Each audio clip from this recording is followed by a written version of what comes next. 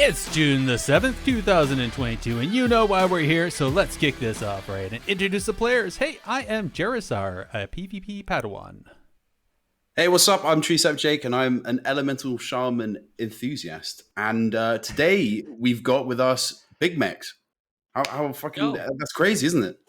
Welcome. It's me. I can't believe it. Hey, yeah, my name is Bicmex here. I've been playing WoW since, oh man, since like Wrath. Wow. I've been playing PvP basically since Wrath as well, kind of since Kata. It's a bit when I started. Been competitive since, I guess, like BFA season 1, so around 4 years or so. And yeah, I'm just like streaming on Twitch. It's just Bicmex WoW. Cool. And you've been like a multi-rank one. You played in some tournaments, right? Is that true? Yeah, I've been around the AWC scene and stuff like that. That's dope. And I've also got some insider knowledge from a certain person that you also are an active helper in the Skill Cap Discord. Wow, that could be me. That could be you. So very helpful kind of guy. Something about You could say that. graphing calculators and helping people out? A few things. I mean, I am like kind of a big fan of just knowing more in detail about stuff. I feel like a lot of PvPers in general, they just go whatever, like when it comes to builds and gear and stuff like that, and they don't really, do any sort of math or whatever when it comes to like figuring stuff out. So I feel like it's really fun to just go into the super details, maybe squeeze like 0.5% out of something by just changing like your gear or a gem slot here and there, maybe some movement speed and stuff. So yeah, I think just like doing stuff like that is just really fun. Very nice. I think that's valid though. I think that's it's always been acknowledged that for PvP and especially in the min maxing, knowledge is the power, and be able to figure that little piece of knowledge, like how to be able to eke out that little extra of something, can mean the difference between winning and losing in an arena match, right? So Yeah, for sure. I mean, even the like this expansion with hunters being able to have a undead pet as like their main pet was like kind of a new thing, and no one was even talking about it. And then it just so happened that me and my teammate just randomly found like a mechanome in a skirmish and was like, yo, we can't sap their pet. And then we went down and we searched down, and then we saw in the patch notes that like, oh shit, you can have like an undead raptor with like mortal strike effect, which is like the best that you want to have in PvP. yeah. So I think that maybe we were the first people to found out about the undead pet, and now basically every single hunter on the entire history of planet Earth is like running around with a undead pet. So just things like that, very cool and exciting. Makes sense. And I think that's also really cool is that you didn't keep that knowledge hidden, but you shared it, and then therefore everybody was like, hey, we can do that too. So then like I said, Yeah, of course. share it with the world. Just before we get into the what we've been up to, I have to ask Vic, so you started in Wrath, kind of but you got competitive in BFA. What was the transition there? What made you from just playing on the live ladder to deciding that, hey, I'm gonna really go super competitive on this and not? What was that changeover? Well, What did it the for one you? thing that I would say is like, so back in MOP and Kata and then Warlords of Draenor, I was kind of like a mediocre player. I was like around like 2400, I think maybe was my highest. And then when Legion came out, the first season of Legion, survival was one of the most broken specs in the game. So I got hard carried by my spec. So therefore I got my first rank 1 by just basically doing nothing. And then after that, in BFA, 2 players kind of picked me up because they was like, "Oh, he had a rank 1 title back in Legion. Surely he is good, right?" Yeah. And then after that, I was able to play with like actually good players. And then Jungle was also pretty good in BFA season 1. So Yes, it was. I think the first tournament that I played in AWC, I think I came top 3. So I was very excited. Nice. To play. It felt like such a kind of a fast like learning curve. Like once I got like the first rank 1, then it's kind of smooth sailing from there. Cool. Well, there you go. I think that's always getting that title, getting that rank 1. Yeah, It really opens up a bunch of doors too. it So, helps out a lot. So yeah, I dream of the day. I believe. Maybe when I'm 80, I'll become the grandpa gamer. Maybe then. We'll see. There's a market for that, dude. That's all I'm gonna say. I know. I who was it that they turned 30 and suddenly somebody they gave him a sub. They screenshot the comment in the chat, but the person subbed to them and they said, I sub to older players, so I'll only give you and grandma gamer. Oh yeah, my right. sub. That was like app search on Twitter. I saw that. Yeah, that's right. I'm only 30. No way. Yeah. I hate it. Funny. I think it was app search. I can't remember now. I can't remember. It's depressing though, because I turned 30 this year, like literally in 2 months, and I'm just like, do I have to? Is that the angle that I go for now? Have I been playing this game for so long that I have to be old man now to kind of like get stuff? So I guess so. Maybe I'm gonna have to change my PFP to be in that duck guy, whatever it is. I'm in my prime. Yeah. Me and my 45 years sitting over here on a microphone. Anyways, let's instead of talking about our birthdays and how old we are, why don't we talk about what we've been up to in the game the last 2 weeks? So I'm gonna Bick, you're the guest. You're the person of honor, if you will. I can start. Yeah. Sure. I mean, I guess the one thing that I did pretty recently was make a North American character. Nice. Just like it's like a quick challenge. Try to see like how fast I can get rank 1 on the NA2 ladder. I mean, not that many people even care about 2s on North America, but so it took me 12 days from leveling up to getting all the gear, doing all the campaigns and everything, to hitting the rank 1. So that's kind of what I've been doing recently. Rank 1 or gladiator? No, like rank 1, like on the 2v2 ladder. Oh wow! Like actual rank 1. Yeah, yeah. I mean, I think I'm still rank 1 on NA. I think. Wow. What class did you pick? Hunter? Could be Hunter, yeah. I had to ask. I mean, Survival Hunter is a bit good. What can I say? And really, that is why we have you here. So, all right. Yeah, I mean, I guess so. Yeah. We'll find out. We'll find out what you really know. We'll learn all your secrets. Yeah. Jake, how about you? What have you been up to these last 2 weeks? These last 2 weeks, wow. I've just been playing a lot. I've put out a lot of videos, usual stuff, but I think most of all, we've been working on playing a bit of Ellie Mage, which is the comp that I have probably the highest XP on, and I actually really love it. It's probably my most favorite comp that I've played in the last couple of expansions. So been really working on that. A friend of mine has but fortunately, I suppose both, re-rolled to Holy Priest, as you do, from Resto Shaman, which is sad, makes me cry, but it's also very good because they are very strong. So we've been enjoying that and just getting a bit of synergy and just having a bit of fun, really. I've been trying not to, mold, as it were, when certain things one-shot me, but that's that. But just basically been blasting it. Nice. How are you finding Vesper Totem? I don't touch that. Like that for me is too cheesy. I can't bring myself to do it. No. Really? It's a good time. We're talking about. Yeah, I don't know. I can't bring myself to do it. It's I love Vesper Totem. Yeah. I had to ask. Yeah, no, I'm one of those people that I don't like it. Like it's sort of, it feels weird for me to with the way that I suppose the style that Elemental's been played for such a long time, just to kind of go in and play it. I just don't know. I actually really enjoy the Ascendance build at the minute because that kind of feels. Oh yeah, true. Yeah, the like lava burst one.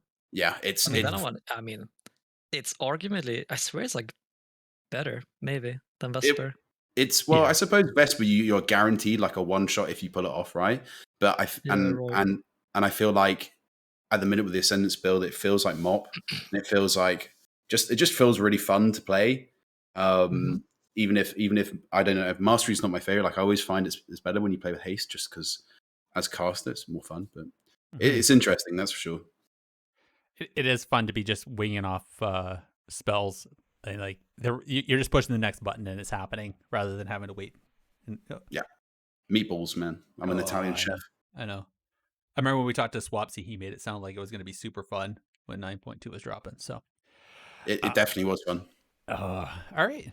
Well, I guess it's my turn. So I've been gone from the show for a bit. So actually, I want to say kudos to you, Jake and Big. I guess we should mention Big can't make it today. He had a bunch of work he had to catch up on, so he bowed out. But you guys carried the show for the last month, which was awesome. I want to thank you very much for that. I was out of town and away. My stepdaughter had to go to the hospital for some things, so we had to kind of move to another city briefly. So thankfully there's a lot of support for things like that. But hey, we're back, and actually last week it was all really awesome because although I didn't play any PvP, I went in and I pushed a bunch of mythic keys and got myself up to 1850 mythic score. So I think that's the highest I've ever made it, which is awesome. And I realized that I actually don't know what I'm doing half the time when I'm tanking as a prop paladin. I'm just pushing buttons and things die. So that happens. That's what you do. That's how you play the game. Like you just press buttons, things die. Exactly. On a base level, that's exactly what we're doing. That's not true. It's funny because it's true. It's like I did one thing and the person whispered, my guildmate told me, he's like, that was really ballsy what you just did. Like, I mean, you pulled it off totally, but I don't know, like that's like crazy how you pulled that off. And I'm like, oh, just accidentally the craziest pull of all exactly. time. That's what you got to do, I guess. Anyway, but the upside is now when I watch the MDI, I actually understand what's going on half the time. I remember during BFA, I wasn't doing any mythics or anything. I was just doing PvP. And I remember watching the MDI and I had no idea really because I hadn't done any dungeons. So I was like, okay. But now I watch it, I actually kind of understand what they're doing. So that's kind of cool. But that's enough about that. Let's roll into the need, greed, and pass and see what I came up with this week for the two of you. This likely won't be a clean fight. So keep your distance, eh? Indeed. Kick an instance. What did I just do? I clicked on the wrong thing. That's a good sign. I made people disappear. That's okay. There we go. Everybody's back. All right. Okay. I'm so out of practice for this. I just saw that as well. Yeah. I just. It's all a facade. Nothing to see here. All right. So as always in this segment, I'm going to be the person posing the scenario with 3 options related to WoW. And you guys, hey, everybody at home, you get to play along to decide on which one you're going to need, which one you'll need, and which one you'll pass. So let's see what I've come up with this time. So I'll admit, in typical Gerissar fashion, I pulled this one out of my hat at the last second. But just to get cross factions back, right? Well, added. I guess. Well, I mean, kinda. At least in PvP, it's like kinda back. Yeah, kinda back in PvP. And that's all we care about here, right? We only care about PvP. But it was like disabled for a week, just like way too many bugs. Oh yeah, I'm glad they did that. Yeah, it kind of, there's a bunch of people that are like, what? Like they felt debated, but I mean, I mean, I did hear that in RBG it was like literally unplayable. So really? I think it was still good. Yeah, I mean, like if you could like corpse run, sometimes you couldn't even cap a flag. You couldn't even like take an objective. It was not playable in Battlegrounds in general. Yeah, I heard Arenas was fine though, but yeah. Yeah, I think. Yeah, well, let's wait till we get to the news about what we talk about all that part. But in this one, we'll talk just quickly about what. So this is going to be kind of a negative, which is which class are you, or which allied race would you avoid? So of all the classes that you can pick now and play, right? Because we can play Alliance or Horde, it doesn't matter. Which is the one that you're going to avoid the most?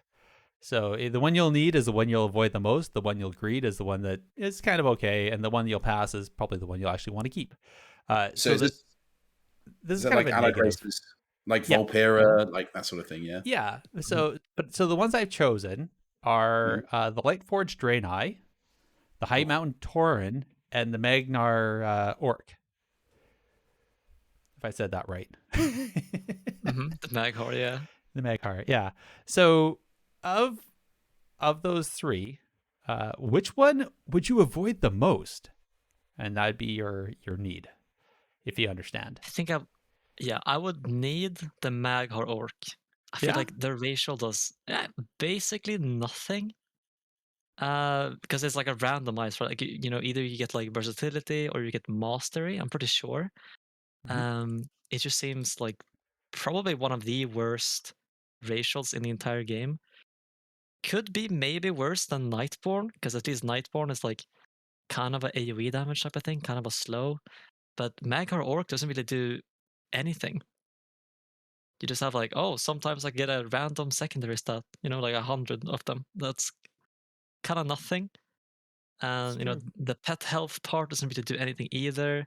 And that's pretty much it. Doesn't really do anything. All right. I would say arguably one of the worst. Fair enough. And so which one would you greed on then? Yeah, High Mountain Tauren or Lightforged Draenei? I mean, that's the thing. I would probably say read on the Lightforged Draenei. Mainly just because like the High Mountain Tauren kind of has some value.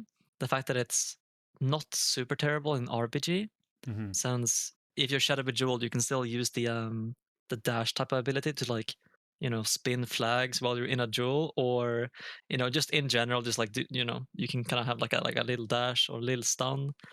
It's not super terrible, not the greatest, but Light Force, because they nerf the damage from the racial by such a huge amount that sometimes it's not even worth the global to press it.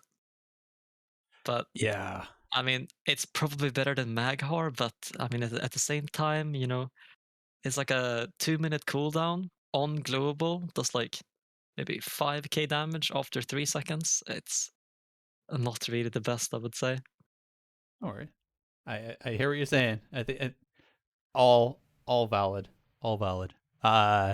Jake, how about you?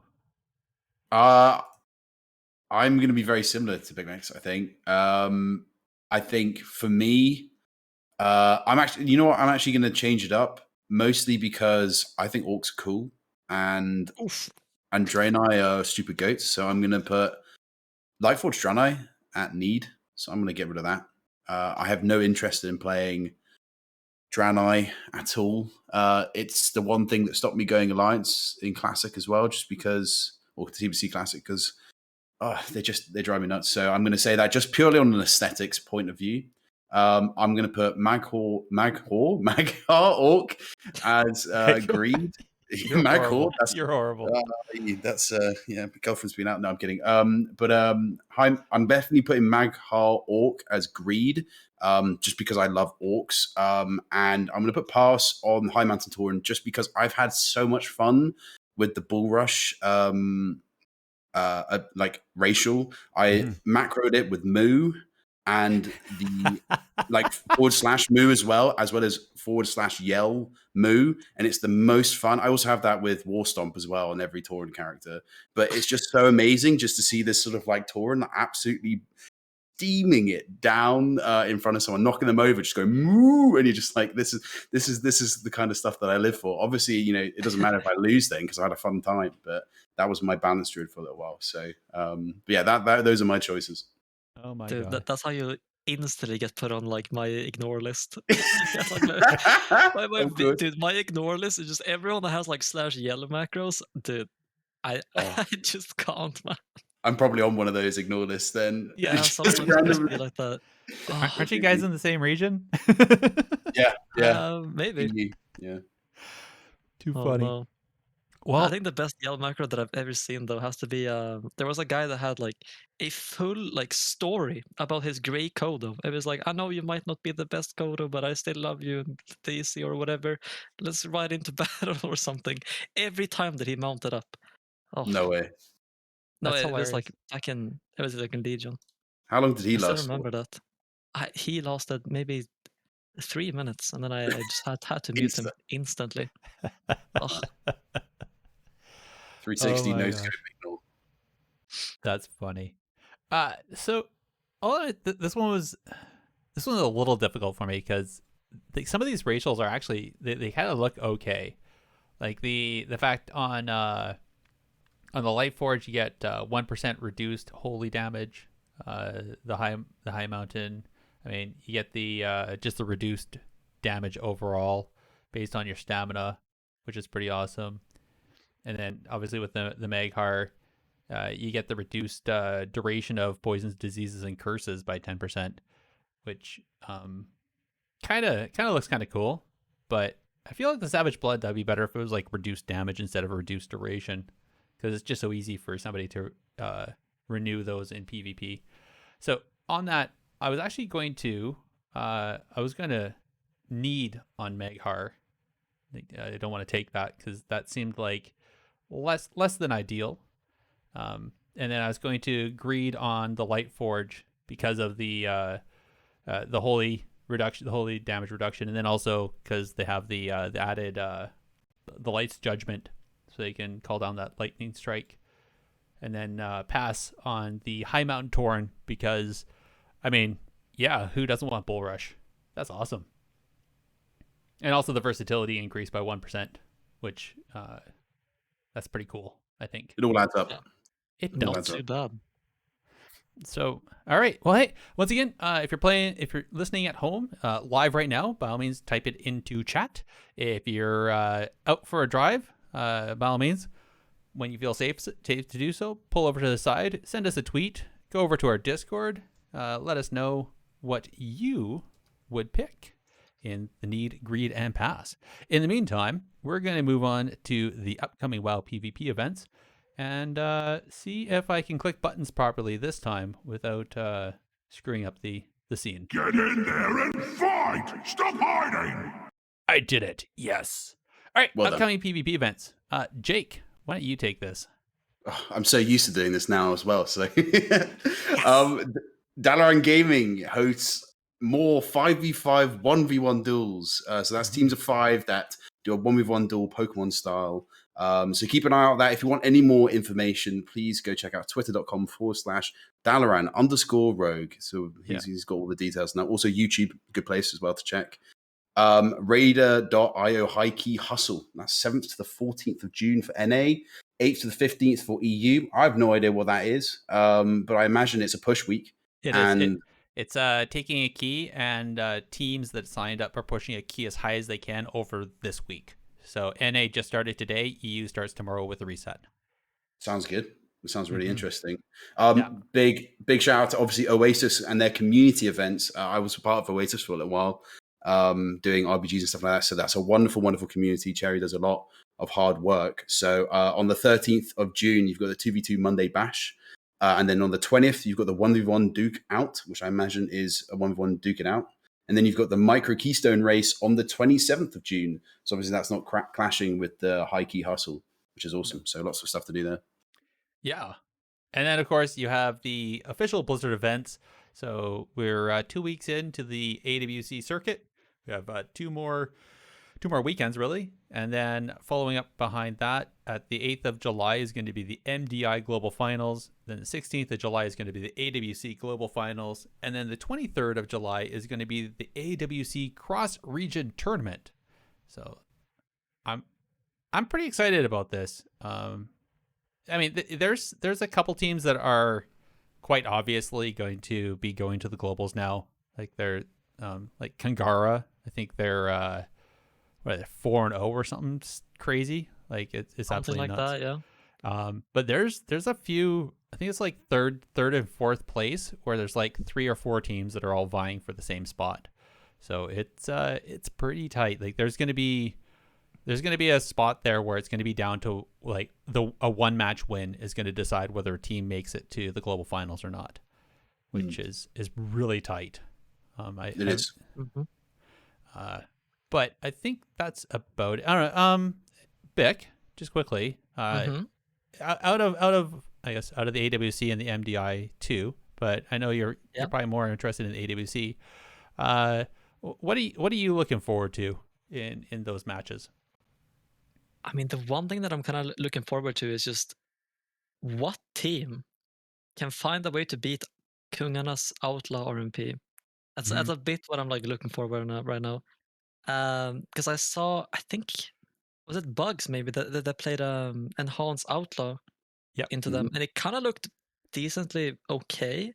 And then they brought out also the Outlaw Elle, and it looked pretty promising. But then they lost second game because Jamie choked. But sometimes that just happens.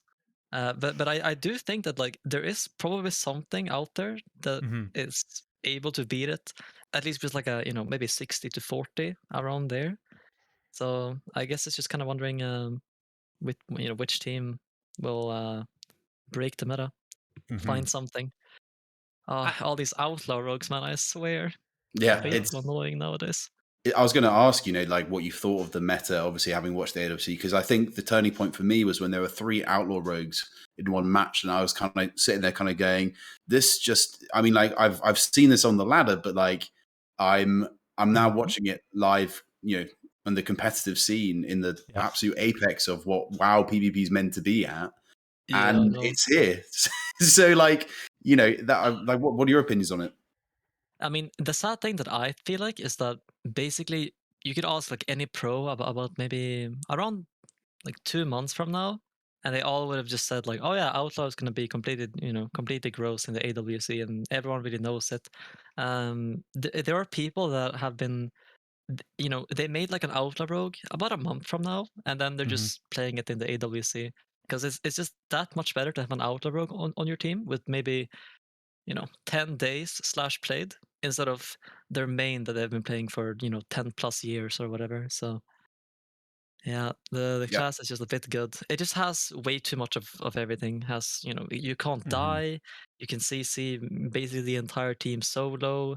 You can peel really well. Your cooldowns are just rerunning like all of the time. It's just way too many things, I feel like, for Outlaw. Yeah. I want to say the telltale is when a like Sam IM who plays mage at a really high level, and mage is really good, is playing an outlaw rogue to do double outlaw. Yeah. Like I think that just tells you how good that class is. I mean, yeah. We also not sure. We spoke to Absturge and Trill. I mean, we spoke to Trill about Outlaw Rogue, and obviously you got a massive insight into how ridiculous they are. But also, I mean, talking to Absturge just before that, he was saying exactly what you're saying, Bicmex. He was like, "Oh, it's Outlaw is going to be absolutely mental. Like people are going to, that's all they're going to play in the AWC, and that's exactly kind of what's happened. Like everyone knew that was going to happen, and now we've got to a point where there's double. So it's. I would love to see some sort of answer, and there's a part of me inside that feels such immense joy that they're like the Ellie Outlaw kind of work, that cowboy cleave, as I've heard it's called, is work. The lasso and stuff. Oof. Yeah, lasso, exactly, Outlaw. And this is the thing is, if that works, then I will be like, I'll be over the moon because that's such an awesome thing for the spec that I play. But at the same time, it's sort of like, I think more than anything, I wouldn't even care if it wasn't with Ellie. It would be nice to find an answer for RMP at the minute because, do you remember when like DH Boomy suddenly became really, really strong at the end of season 2?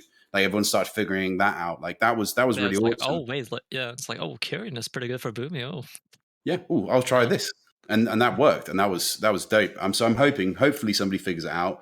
But I hope it's not just play RMP into the RMP because RMP mirrors always. Yeah. But then again, like on ladder, sub RMP kind of counters outlaw RMP, but it's I feel like it's harder to do in the tournament setting, because I mean one of the reasons why outlaw RMP is just so strong right now is that generally in tournaments people aren't playing to win, they're playing to not lose. That's kind of the vibe that I'm getting. Whenever I played, plus whenever the teams that you're facing, a lot of them are just playing super defensive. So it becomes really hard to find windows to punish outlaw rogues, since the window where you have to win the game is so small, and people usually, people don't find those windows if you're playing overly defensive. So I think it's a mix of outlaw being really strong, and just a general meta in AWC, and people are scared to make mistakes. So therefore, they don't play high risk. And if you don't play high risk, it's hard to punish people, kind of. Yeah, exactly. Do you think they'll introduce a nerf before, like during the tournament, or that's just not going to happen? I hope so, but I mean, then again, this is this. Blizzard also gave Outlaw 4% damage buff for some reason before this, so you're I don't know. You never really know. Yeah. Mm-hmm. PvE What I would hope things. that they would do is touch float, and then maybe something to do with like making so Restless Blades doesn't work on Vanish. Yeah, I that feel would like be nice. those would be pretty decent changes. I feel like. Yeah, change some of the synergy so Outlaw isn't gutted, but like at the same time, it's just not like because the problem I have is the problem I keep seeing is that they make changes to a spec, and everyone just suddenly goes, "All right, that's dead in the water." Prime example being what they did to Destro, and now the twos ladder is just filled with demo locks, and it's just my worst nightmare. So, so it's like CPU cleave. yeah, it's just but that's kind of how the meta works now. Like things seem to sort of just shift all the time. So I wouldn't want to see them gutted so nobody would be playing it, but at least so they're a bit more balanced. But then again, maybe they'll find something that's more OP, and that will just how things go. Yeah, I feel the downside is that Blizzard has been waiting until patches to really do class balance, which then you end up with, instead of like individual micro changes over a week, this week is this change, and then in a couple weeks is another change.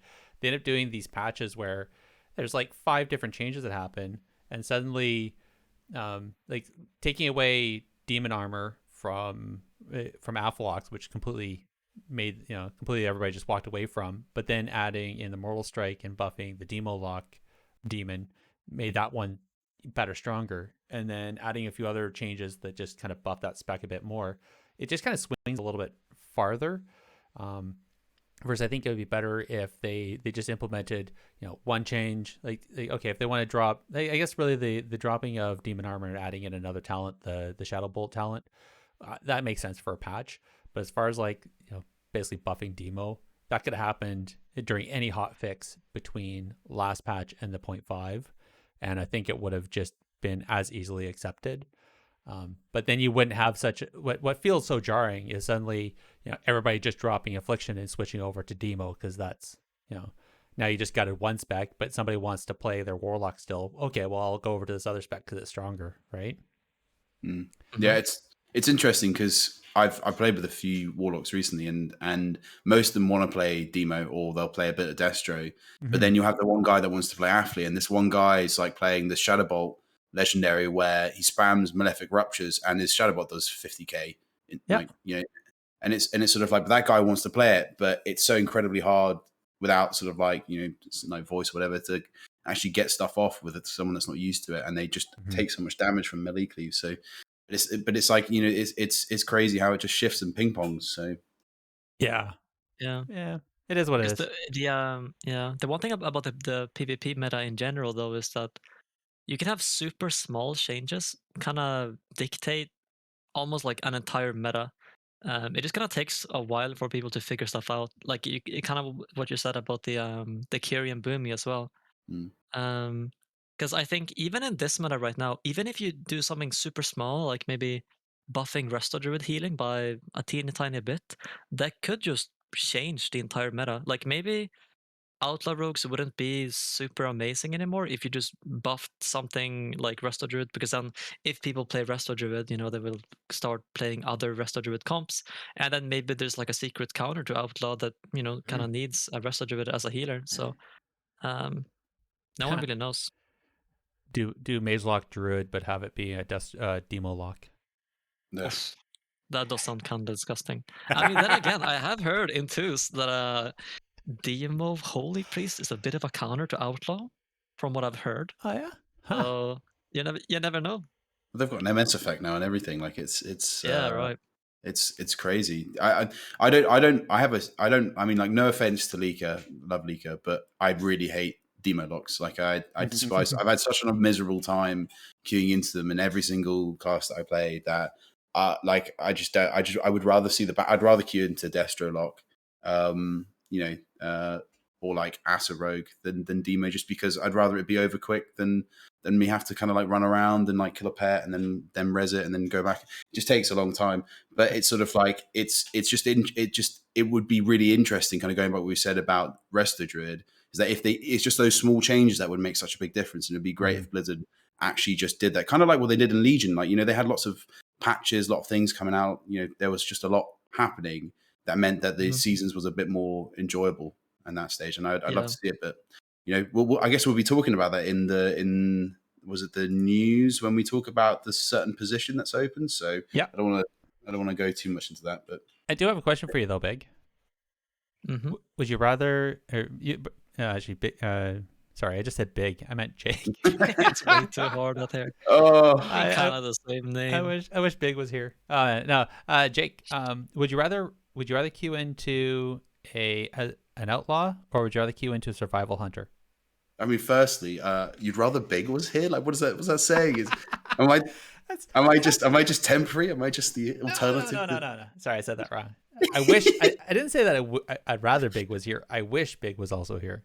I know. Me too. Sorry, say that again. I'd rather queue into what? Outlaw or survival? Oh, I'd rather queue into survival. I think I don't like either of them.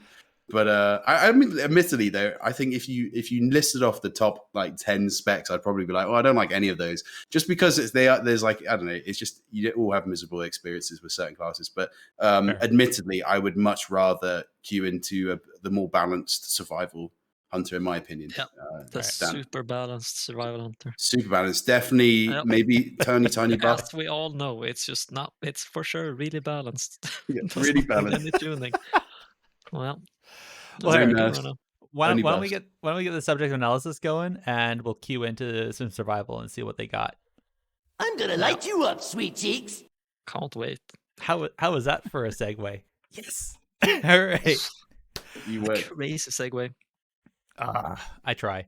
All right. So the reason why you're here, the essence to experience the subject analysis, we're going to talk about survival. We usually talk about hunters at least every expansion when we do these. So it makes no surprise that we're going to talk about in 9.2.5, since we haven't talked about survival yet in Shadowlands, that we're here. So I guess first and foremost, before we get into all the talking about talents and covenants and races and all the other stuff that we can talk about, what's the difference of between what Survival Hunter was in BFA to what it is in Shadowlands? What's really changed, if anything at all? I feel like it's really similar. One of the few things that has changed, the first thing that kind of pops out, is the fact that you added Hunter's Mark, Scare Beast, I guess Flayshot and Killshot. Those are basically the things that I would say like are kind of swapping it out, because I mean your DPS rotation is essentially the same. I mean, I guess with the Force out now, but that's mainly just this patch, that you get a little bit more value out of pressing kill command, so you can spam bomb a bit more. Plus, they kind of gutted Mongoose Bite. So back in BFA, Mongoose Bite was, that was like a talent you pick every single game, and now you kind of can't really go Mongoose Bite, so you're basically forced into Tip of the Spear or Flanking Strikes. But yeah, I would say in general it's pretty similar. I feel like now it's more ranged orientated than BFA though. Okay. But all of the spells are like basically the same. Like you still have Harpoon Trap. All of your traps are the same. I guess Craven also changed it a little bit, where you can kind of auto win some matchups, stuff like Athlete Warlocks, Feral Druids, Asa Rogues. So it's a little bit unhealthy, I feel like, that you just have some classes where you essentially can't die unless your router just falls apart or something. So, I think it's a little bit sad how that's the state of survival hunter, but yeah, All right. I guess it just is what it is. Well, I mean, if that's the toolkit that's given to you and you can play it that way, I mean, why not, right? Yeah, right. You know, no different. We were just talking about the reason why people are playing certain, like Outlaw Rogue. If it's that good and you just have that many more tools and it's just that much better, and it's the same thing. Like if survival is going to give you those tools where literally you can survive, why would you not play them, right? So how about what's the standard kind of gameplay then? You're in I guess let's talk arena. So you're in arena, the gate's open. What's your kind of game plan? How do you normally maneuver and strike? Well, the game plan that I would say is that you have to abuse the fact that basically all of your spells, other than Raptor Strike, is a ranged ability that you can use while moving. So a lot what you can do is just start doing a lot of damage, and then maybe you can get someone to like 70% HP, and then once you have all of your dots rolling, you have Serpent Sting, a bomb ticking, Flayed Shot, maybe get a kill shot proc as well. You can just go in for a Harpoon Trap, and then it's going to be hard for, if there's like a melee on you, it's going to be really hard for them to catch up, since you can do all of your spells while moving, and also they're ranged, and also they're instant, and you have a slow, you have an undispellable trap. Your disengage can have like a 15-second CD if you land traps with ambuscade. You can tower trap a pillar, run around a pillar. You can feign death any slow that is on you. It's just really hard for anyone to really catch up. So I feel like in twos, the hunter dictates the game a lot. Like you decide essentially if you want to die. Like if I want to die against a Fury Warrior, I just go into melee range and then wow, I'm dead. But if I don't want to be in melee range, I can just not be in the melee range. Like I have the added flexibility of all of my spells being ranged and having a lot of mobility to just run away, kind of. And if he does charge you, you can just slow him and run away again. So, yeah, you can just slow him, and then I can press feign death, and then he can't connect. That would be so frustrating. Oh, it is. Especially when I'm playing my DK, I'm having fun. Oh, I queue into Hunter. I just feigns death. All of my mechanics. That's always fun. Oof. So yeah, that's exciting. It is super exciting gameplay for DK. So yeah, but it sounds like it's fun for the survival hunter. Oh yeah, it's great. I mean, that's pretty fun for me. I say A-bomb him, I could just steel trap and just like, well, see you can't really do anything. Yeah. If he death advance, I guess I can just harpoon and then feign death your slow and just walk out. Still can't do anything.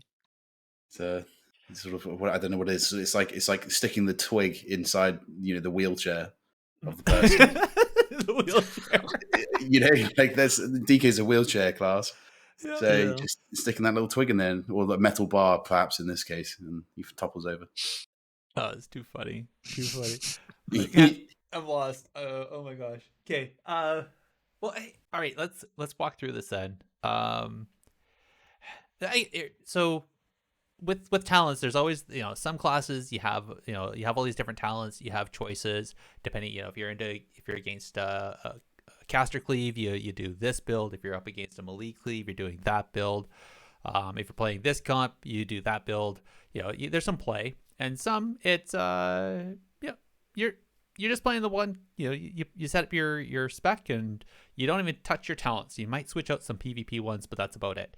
So I guess first and foremost for survival, the hard question is do you have a cookie cutter spec on the regular talent tree, or do you move stuff around? You kinda do and you kinda don't at the same time. There's a lot of talents you can pick out. I guess the first thing that I would think about is the level 30 talent row, where you have camo or natural mending or trailblazer. Usually camo is just like a safe bet, because you can be in stealth. You can also do a thing that I like to call the pet bug, where you can be okay. So if you have no pet out, and then you go in camouflage, and then if you summon your pet while you're in camo, your pet is no longer attached to your stealth. So, your pet can attack, your pet can take damage or whatever. You can spam kill command while you're in stealth, and it's not going to take you out. Which kind of gives you like a pretty good opener. And then you can swap out to natural mending if you want to have a less CD on acceleration, and then Trailblazer as well can be pretty good if you're ever against any matchup where you need to kite someone around a pillar. So maybe if you're against something like a Resto Druid on a map like Blackrock Hold, it can help out to have Trailblazer. So there's some variation. And then when it comes to the damage trees, you have the option between either flanking strikes or tip of the spear. Like one of them is like a dash type of ability that just gives you focus and also is pretty burst heavy. Meanwhile, tip of the spear is just increased sustained damage. So you kind of have the option of like, oh, am I in a bursty matchup where it's going to be hard for me to ramp up all of my damage, so therefore I would rather have this one button that can just do a butter burst, or am I in a matchup where I have a lot of uptime, which will give me more damage over time? So if I'm example against something like a RMP, I would prefer to have flanking strikes because either I'm a farm animal the entire game, or I'm in a kidney shot, or they are running behind the pillar. So I can't really have that much uptime. Whereas like if I'm against, I don't know, Ret Warrior, I can always attack something. So Tip of the Spear is gonna give me more damage overall. And then you kind of have the same thought process between Chakrams and Wildfire Infusion, where if you don't have a lot of uptime, Chakrams is really good. If you do have a lot of uptime, Wildfire Infusion is really good. Okay. And that's pretty much it, I would say. You can also swap into Bloodseeker instead of Steel Trap. If maybe you feel like you won't get that much value out of a route, or if you're against something that has way too many pets, and then landing a Steel Trap could just be a bit too hard. So into something like a Demo Warlock, like I don't even bother with Steel Trap. It's gonna go on like a random imp anyway. So yeah, I just go Bloodseeker instantly into that. Trapping those imps is important, isn't it? It's super enjoyable. Oh man, especially because the hitbox is like larger than the Warlock itself. Or it could just go on Kevin, because Kevin just actually has the largest hitbox. Yeah. It's the same as the entire arena. My god. Yeah. What an abomination. I saw Kevin suicide on a clip itself. It suicided itself to a trap. I mean, that does seem like a Kevin thing to do.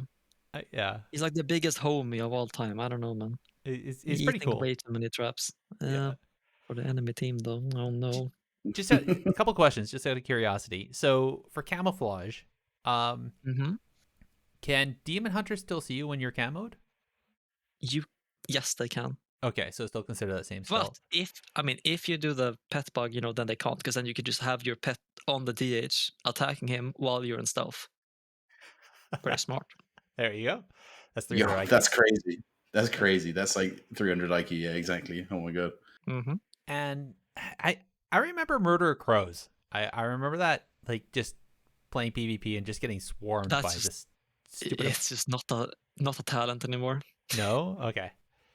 Right. It does like the same damage as one Raptor Strike, but it's just over 15 seconds for some reason. Oh my gosh. So literally the devs murdered Murder Crows. Well, kinda. I mean, so Steel Trap almost does more damage than Murder of Crows, and it's half the cooldown, and it's an 8-second route. So when an 8-second route on half the cooldown does the same damage as a 1-minute CD that costs focus, I mean, then I don't know. Okay. I feel like Crows probably have to get like 100% damage increase for it to be maybe playable. Oh, that'd be awesome. Actually, well, not really. I hated Murder Crows. I mean, it'd be fun for me. I think it's gonna be fun for you. Yeah. I don't know what was worse, getting attacked by a bunch of birds and dying to it, or getting attacked by a pet while a hunter hid in the opening resting area and the pet killing me. I'm not sure which one was worse. Both of those have happened to you? Yeah. Oh, of course they have. Yeah, that's fun. I feel like the worst one would be to be like 5, like I don't know, like 2% HP. You just run around the pillar, and then the steel trap gets you. Like that would be the worst one. You literally died to like machinery behind the pillar. That would be the worst one for me, I think. I'll admit I haven't played a lot of PvP this X pack. I not rated or into like the arena stuff. It's always been like rando BGs and stuff. So Anyways, all right. So that's kind of given us an idea for talents and why you're picking one thing or another. Obviously, the other stuff is just like PvE stuff, so you probably ignore that. Mm-hmm. So what's the PvP talent then? Is it the same thing where you have a whole bunch of choices and it's kind of like this, that, or the other depending on scenario, or is it like Well, hard choice 2 and then maybe change 1? the one thing about the Survival Hunter PvP talents is that you can go literally everything except for one. There's a scenario Really? for every single one except for one. That's Stick Guitar. Stick Guitar is just, it's so counterintuitive how it works because, so the way the Stick Guitar works is that if they stand in your tar trap for 3 seconds, their attack speed gets slowed. Okay. So it's like, okay, you have a big slow puddle on the floor, right? But like, instead of running away when they're slowed, you're incentivized to stand inside your own slow puddle to reduce their attack speed. But at that point, why do you even care that they're slowed if they're gonna be attacking you anyway? Like, it's just so counterintuitive with how it works.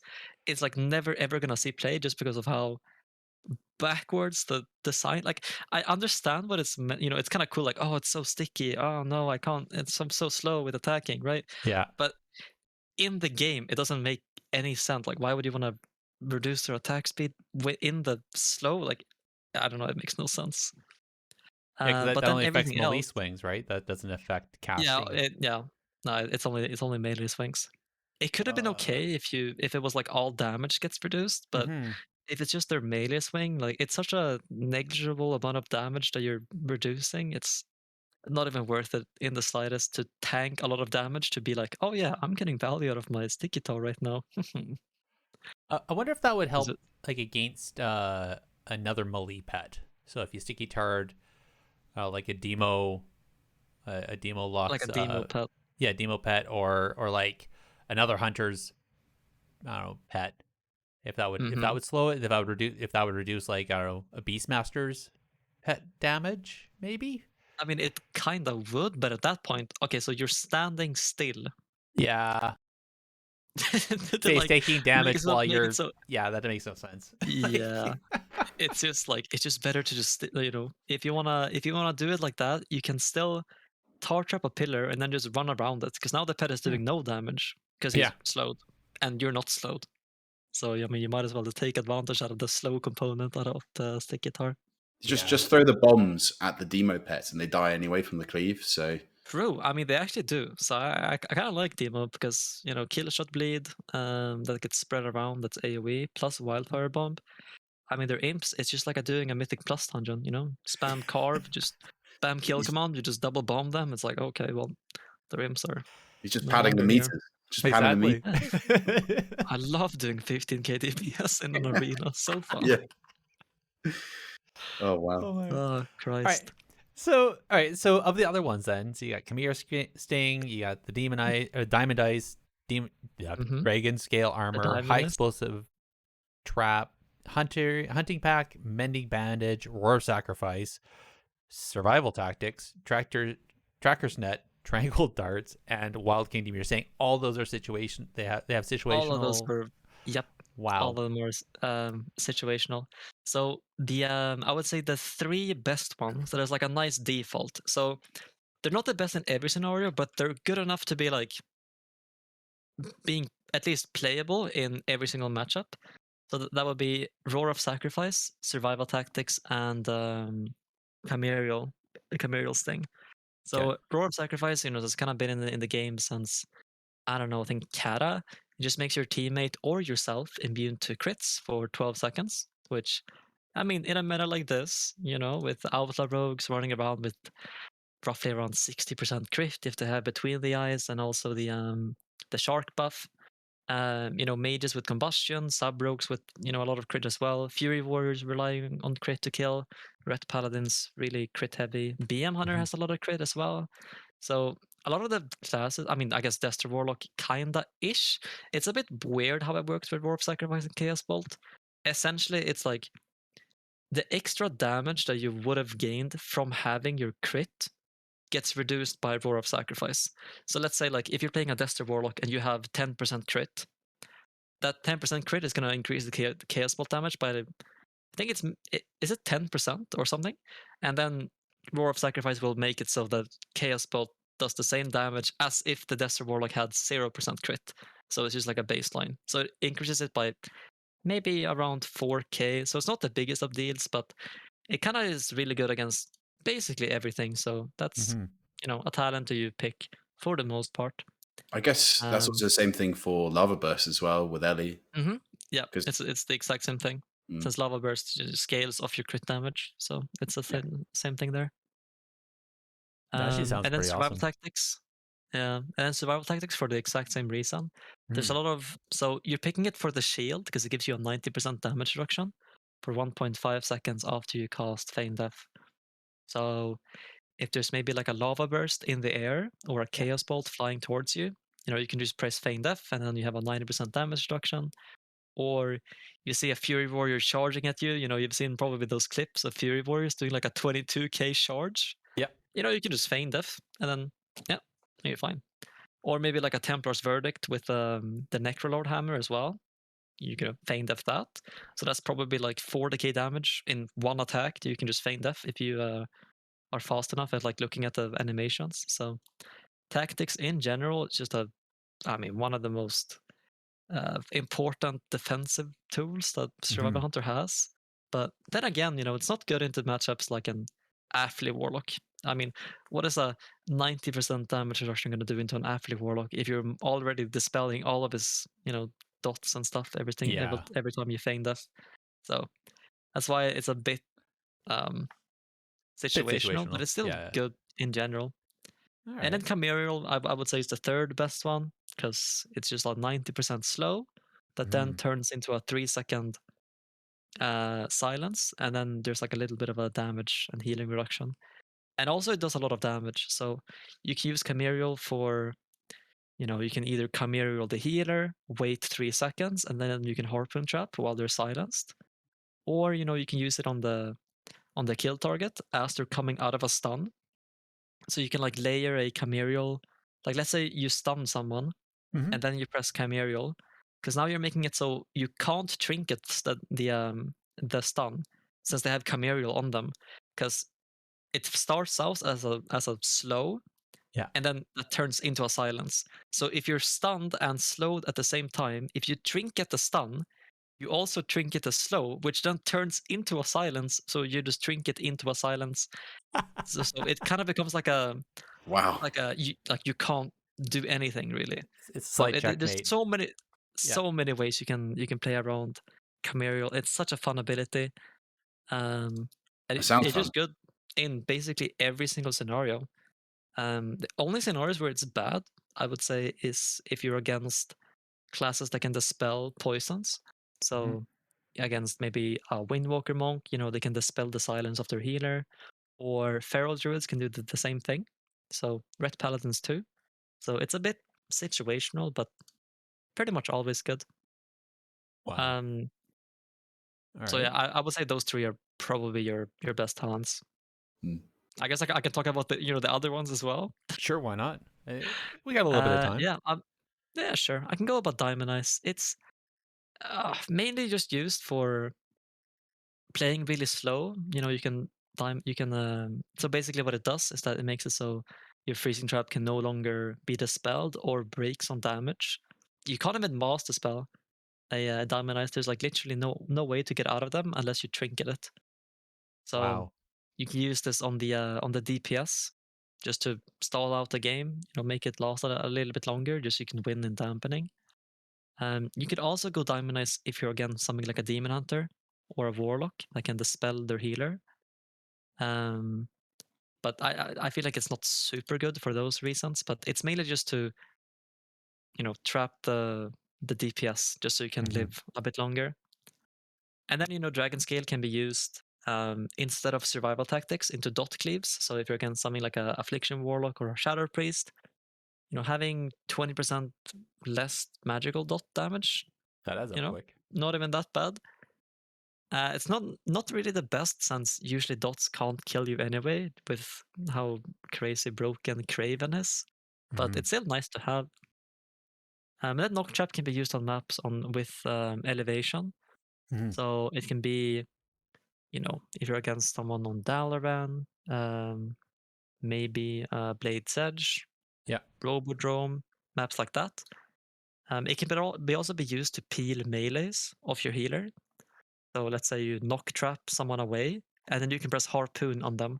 So they get knocked away, and then you can root them for 3 seconds with your Harpoon, which can be kind of a nice combo to just save your healer. I usually do this into Asa rogues. If they ever kidney shot my healer, I could just knock them, and then I Harpoon them so they can't do anything.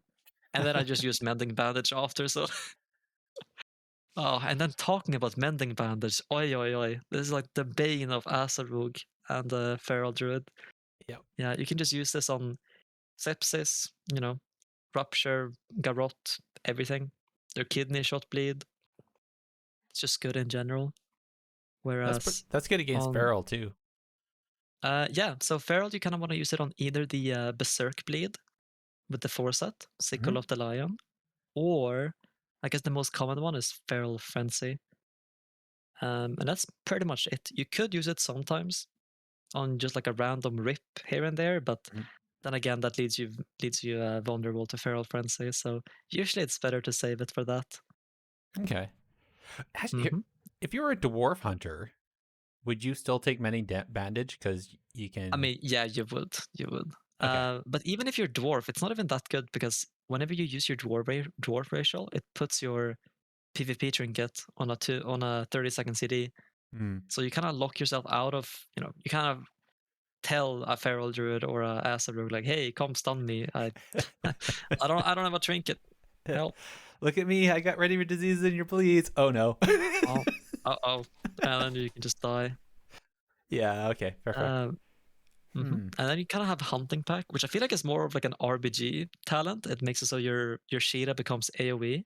So you give 90% movement speed for 5 seconds to your entire team, followed up by a 9-second duration, 30% movement speed.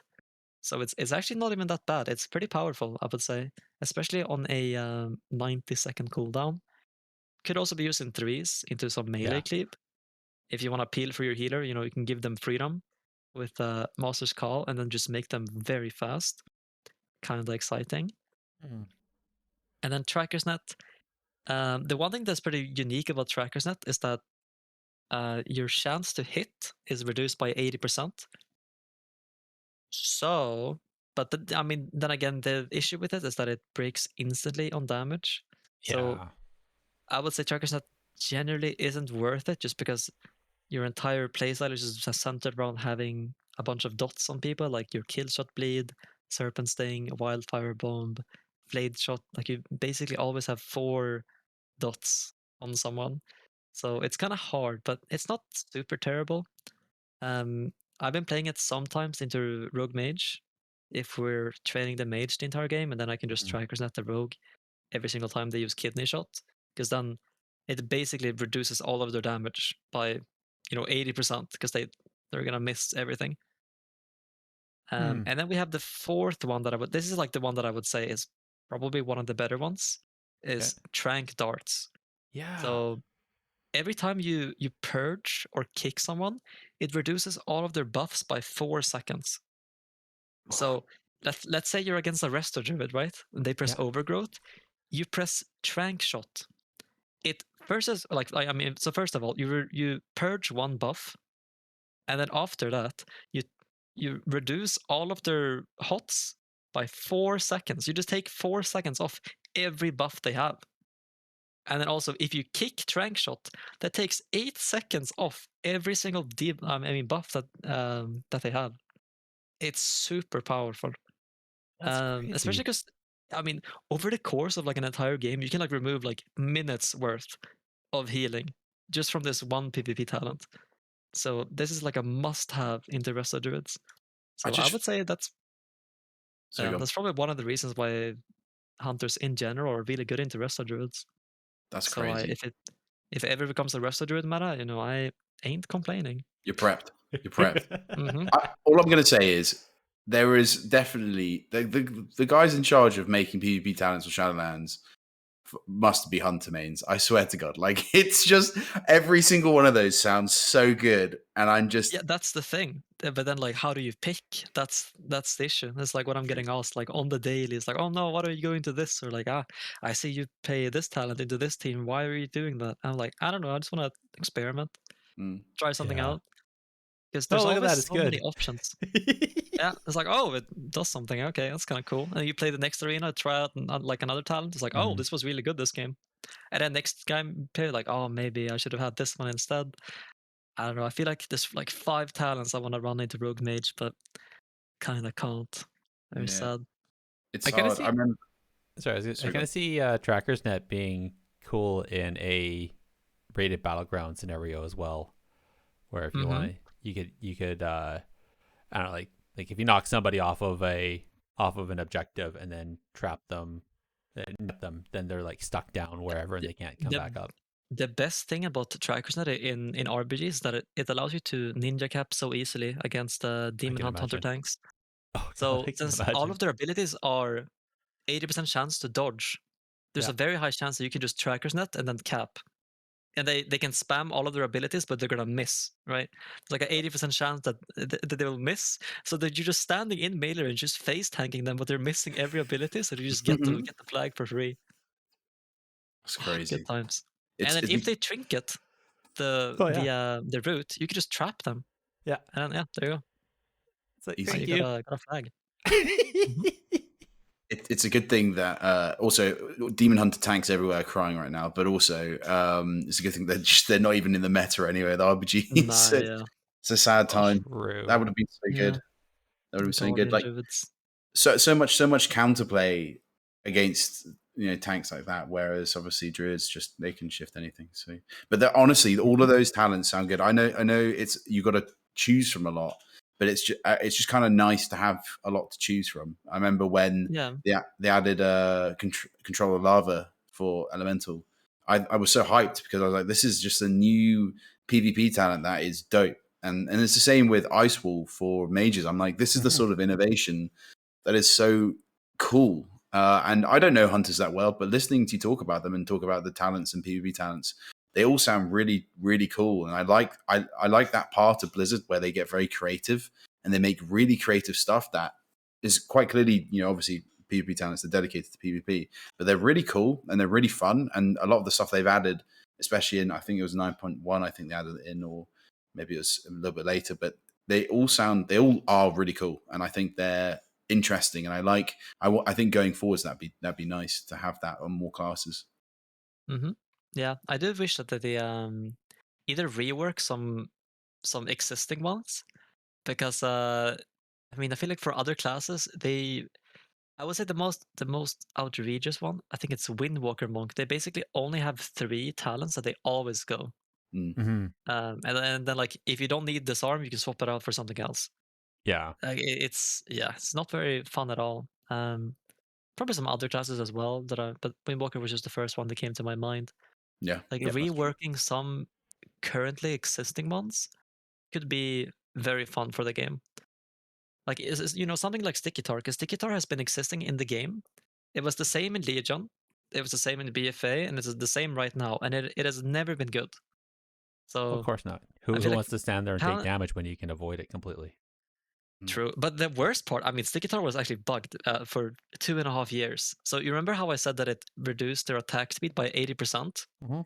What used to happen before in BFA was that the attack speed would go down, but the DPS of the weapon would stay the same. So that means that the base number gets higher. So they do like 80% more damage. So you're gonna get hit for like a Mortal Strike for like half your health.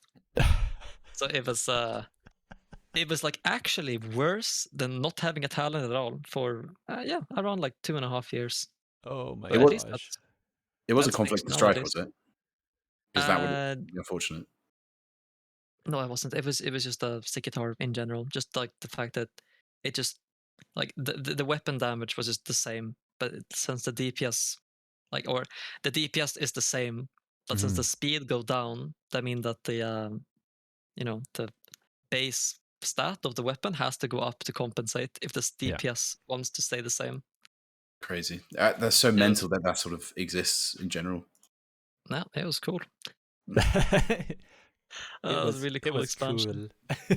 That's so cool. I don't disagree though. I think in all the times we talk about classes and that's always been a concern where it was either you have all these really cool talents, but these 3 plus 1 are like by far the best, and that's all you ever pick, because although that other one is kind of cool, this one is better, so you pick it anyways.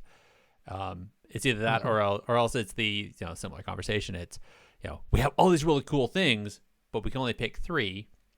At least this one, you have a lot of situational. So it's like, okay, against this comp, you can use that. Against that class, you can use that. This class, that one doesn't work, but that one does. So there's a lot of mix and matching there versus, having 4 that were really awesome. You can only pick 3. All right, I only have 3 slots. Okay, well, I guess it is what it is, right? But I think this one, this talent tree is probably one of the better ones in that there's multiple choices, but like you said, there's that situational optionality to it. So I have to ask though, into the covenants, is there like one covenant that rules them all, or is there a lot of choices in that too? Kinda, yeah. I would say Venter is by far the best one for survival. If this was like a marksmanship guy, that would have been like, oh no, you can kind of play Venter and you can play Necrolord and you can play Carrion. But for survival specifically, I would say the Venter is by far the best one. The added mobility you get from Door of Shadows, you get so much damage from a Blade Shot, just making it so you'll get more kill shots off. And also because Venter in general for Hunter scales really well of haste, and haste is your best stat as survival. Yep. Since Blade Shot does damage more times the more haste you have, and each time Blade Shot does damage, you have a chance to proc a free kill shot that also does 30% more damage. So it also gives you like a good range spell. Plus, the fact that you have more buttons in your rotation, you can think of it as like a pseudo generator, since it's a dead global. You're not gaining or you're not losing any focus, so your passive focus regen just gets higher. So you just get, it's like a really nice spell to just weave into your rotation. Because what can happen on survival is that there are some situations where you have no button to press. Like you have to maybe press like a random mend pet or tar trap, wing clip, or something like that, because all of your spells are on cooldown. So having Blade Shot and kill shots just baked into your rotation just makes it so that kinda never really happens. It just fills in that dead space easily. Nice. Do you ever find yourself focus starved? Not really. Maybe okay. So last patch, kinda. But this patch, no, not ever.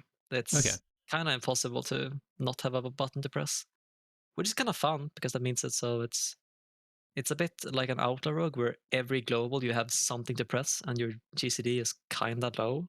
Okay. So plus, the fact that a lot of your spells are ranged. So even if you're getting kited, which I mean it's pretty hard to get kited, but it can happen sometimes. You always have something to press, which is super fun for me, I think, because then all of the mid maxers can just flex their damage if every 1.2 seconds you have something to do, and if you're not doing something, then you're losing damage overall. So I think that's fun. Yeah, and then what would you do? So obviously you on Venthir. What about conduits? What would be your usual setup for those? And which Soulbind as well? Yeah, I would say that there's basically only one potency that is just super mandatory, and that's it's the Blade Shot one. So what it does is that it increases the chance of your Blade Shot to give you a kill shot proc by 11%. So it turns into from a 15% chance every single time the Blade Shot deals damage to a 26% chance And so Flayed Shot does damage, I think it's 14 times. So you can imagine, right? Like one Flayed Shot, you have 14 chances to get a kill shot proc, and that's 26% likelihood instead of 15 by default.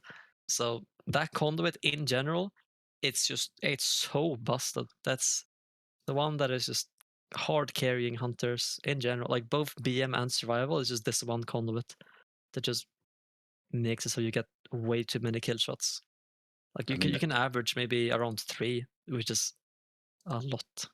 And then kill shot. Does the kill shot proc crit, or is there like? Because I know I've been hit by kill shot quite. I mean, I don't know much about Hunter, but like I've been hit by some big kill shots, and they hurt. It can crit. Well, that's kind of also one thing, is that kill shot has a 25% crit modifier.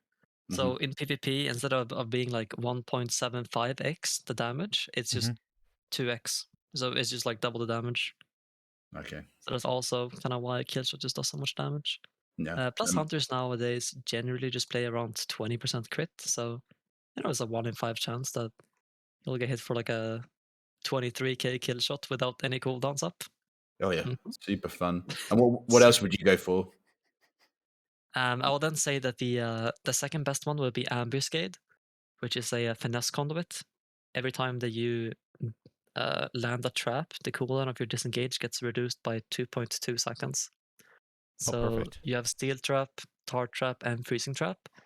So in theory, you could get your disengage down to a 13-second CD, which instead of a 20-second cooldown, you can almost half the cooldown of your disengage. So you'll just get way too much mobility. Oh right. I mean, just all of it seems to work very well together. That's what I'm noticing from having a look at the conduits. Yeah, and then the best defensive one would be Resilience of the Hunter, which is every time when Feign Death ends, you get a 12% damage reduction for 8 seconds. Oof. And since Feign Death is a 15-second cooldown, so for half the game, you're having a 12% damage reduction. I didn't even know that existed. That makes a lot of sense now. No, yeah, I mean, you're so tanky. It's, a bit good, you could say. Yeah. Yeah, and then then everything else, I mean, they're just good, but nothing else is like really outstanding in PvP. You have the small ones like Singeing Strike, just increasing the damage of your Raptor Strike by a bit. You then have the Tactical Retreat, which is whenever you disengage, just you slow nearby enemies by 46%. And then you have, whenever you press acceleration, you just heal for a little bit, a little bit more. Okay. But nothing really too crazy. I mean, sorry, you go. No, is there a soulbind that you put all these, that's like the best one for having all those plus like a couple other abilities, or does that also matter? I mean, I would say that Nadja, the first one, is most likely going to be your best bet. The Thrill Seeker and then the Fatal Flaw that gives you the haste and then the verse. Yeah. Just that in general, just so much damage, especially because haste is like one of your better stats. So getting that is just super cool. And then you get the Door of Shadows Disorient too, which is nice. Yeah, also, which can kind of save. Sometimes it can be bad because you want a Door of Shadows to chase someone, but you have the Door of Shadows a little bit off because you don't want to remove all of your bleeds. So it can be a good thing or a bad thing. It just kind of depends. But then again, if there's a Windwalker that is leg sweeping your healer, and then they're popping the Bone Dust Brew, Tiger Palm, give the crit buff, and then spinning, then you can just Door of Shadows on top of the monk, and then now they can't really do anything. So it has its defensive usages as well. Indeed. Or sometimes you can Door of Shadows into a trap. I mean, you could kind of as well. But so I would just say that Nadja should be your default. But then, very important to swap into Draven every single time you face just any rogue, I would say. There's a conduit called Hold Your Ground, where whenever you stand still, you get 10% extra HP. So this extra health you get can save you so many times whenever you're into a rogue. And then you also have a 10% damage reduction below 40% HP, which, I mean, this with the 10% HP that you get after standing still for 4 seconds makes it very hard for people to 100 to 0 you in a stun lock. Yeah. Because the one thing about a hunter is that if you come out of a stun lock for like 0.1 second, you're completely fine. Because you can just spam feign death, and then the second that you get your feign death off with the survival tactics shield, you're just immune to damage for 1.5 seconds after, and then now the rogue can't really do anything. You can stun them, you can press acceleration, you can press your battle master trinket if you need to, or you can knock them away, you can steel trap them, you can just run. So it's very hard to kill a hunter. You basically have to kill them 100 to 0 without them really doing anything. Wow, seems like it. Yeah. I'm sort of blown away a little bit by everything, because it's such new information for me. It's crazy. But hey, Jake. Yeah, you want to roll some hunters together? Yeah, maybe I come to NA and we do some sort of like double hunter, and we just have a bit of fun. See what happens. We'll be the new. Yeah, we'll be the new Zayu and Mitch Jones. Like they've done a 42 and 0. Yeah. So. Let's do it. Plan. That's the plan. I've actually been doing some double hunter with SSDS. It went surprisingly well, actually. Just somehow managed to get 1950. 2950 MMR in trees after playing that. So the comp, it seems, not even that bad, actually. Yeah. Is that is actually the answer? Did we just hear what the answer was to RMP is double survival? Yeah, there we go. I'm not even kidding. Double survival, it might actually work because you have 2 Roar of Sacrifice. Yeah. You can't kite their damage. You have everything is instant, so you can't like CS anything. Yeah. You can just harpoon trap whenever you want. You can steel trap the rogue permanent. You can never do anything. Can't do damage. Can't crit anyone. I mean, maybe. I'd actually love to see that. Maybe. That would actually make me really happy just to see, like, you've got the RMP walking out, Kungana are there, like Waz is feeling confident, everyone's feeling strong, and then suddenly there's a double survivor hunter in the blind pick and they just lose insta. That would be. That would be so funny. It would be groundbreaking, and I'd love that. The best thing as well? You actually hard counter mages as well, because alter time, right? Mm-hmm. It's like a 10-second buff that brings them back. Yeah. So if you have trank darts, and both hunters are playing trank darts, the PvP talent that reduces every duration by 4 seconds.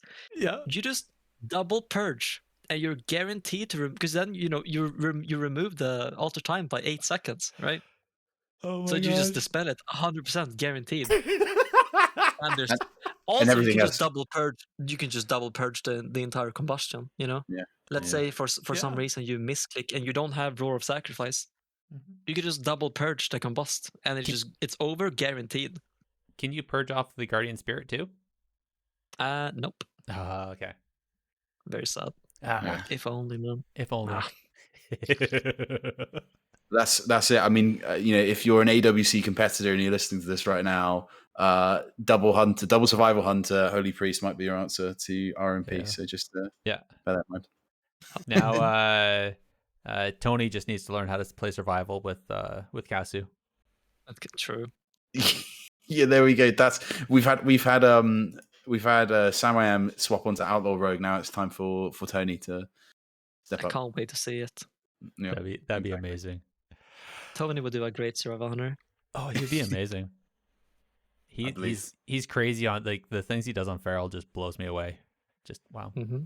I mean, he's just so crazy good at every single APM heavy spec. So, I mean, his Outlaw Rogue is almost the same rating as his Feral Druid now. So, really, I feel like he would be fine. Yep, it actually is. I had no idea. I mean, it's kind of sad and kind of impressive at the same time. I feel like. Yeah.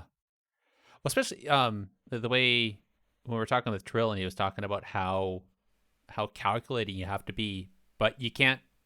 You have to think ahead. Like you can't pause and think about what you're going to do next, because as soon as you pause and think about what you're going to do next, you're already behind.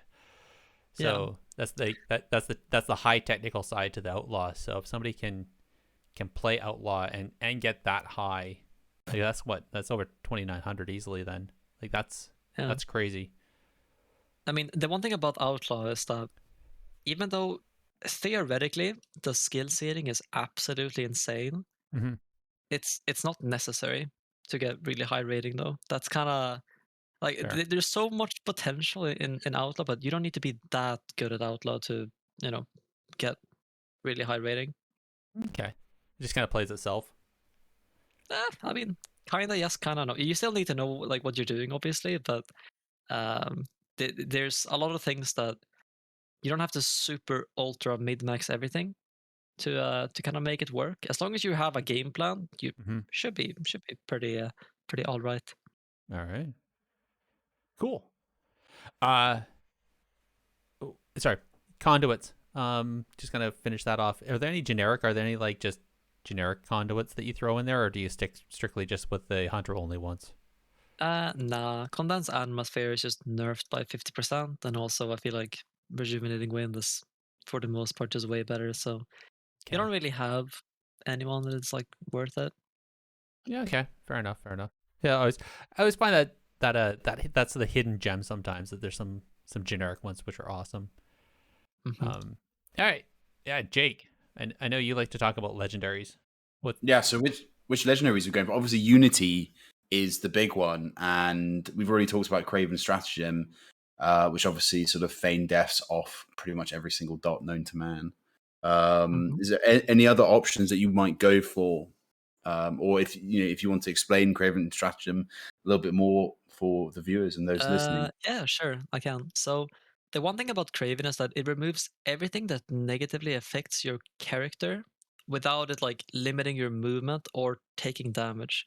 So let's say like a damage amplifier would not get removed by Craven, but something like like anything that does damage or anything that slows, anything that hinders your movement in any way gets removed by Craven. And then it can remove some Mortal Strike effects, the healing reduction. It removes the feral one and the rogue one, since they're counted as a disease. So they're technically dispellable, so therefore they can get removed by Craven as well. That's interesting. One thing, and then the fun thing about Craven is that with Shadow Meld gives you like a immunity window. Yeah. Where Craven has the exact same thing, where you can feign death fear, but the fun thing, you can only feign death magical application. So you can feign death something like a chastise, you can feign death fear. If there's a coil, like a mortal coil flying towards you, you can press feign death at the right time. It's a very tight window, but it's actually possible. So that's something kind of fun you can do with Craven as well, as being able to feign death things. Yeah, no, I mean that does sound like a very small window, especially with how fast Mortal Core can come out. One question I have. Oh, sorry, go on. No, I was gonna say I think it's like 100 milliseconds. It's like a very very small window. Yeah, you need to just sit there with your Warlock friends and just spam it and just like get it right every single time until it's muscle memory, and then no one's ever calling you again. Kinda, yeah. So I have another question. So with how Control the Lava works, where the Dispel knocks you up, how is that handled with Craven? So if you have Craven, since Craven it's not coded as like a Dispel, it's coded as it just removes the thing straight up. So it doesn't actually trigger the Control of Lava knock-up effect. Same thing with, I think there's a fire mage, or also sepsis. If you dispel sepsis, you get the cooldown back. If you Craven off sepsis, you don't get the cooldown back, because you don't technically dispel sepsis; it just removes itself. So you also don't get silenced from UA if you dispel it. You don't get feared from vampiric touch either. So it's like a removal, not a dispel. Which I think that's a new mechanic. It must be, because sure. I've not heard of that. It's very much a new thing that I've experienced, at least this season. I know, because I think the crazy thing is when you do the feign death, the Control of Lava still like the animation goes off. You just don't move anywhere. That's if you have survival tactics. Survival tactics also dispels No, so that's like a dispel. Yeah. So tactics the spell, whereas Craven just removes. So if you have both, then it does actually trigger the control of lava. But if you're against a hunter that doesn't have survival tactics, then it doesn't trigger the knock-up thing. Doesn't do anything. That's so interesting. So many interactions that work with one another. Same with I guess that does the same thing for UA then. Yeah, you still get silenced if you have tactics plus Craven. All right. And any other legendaries that you might opt to go for other than Craven? I mean, there's kind of three.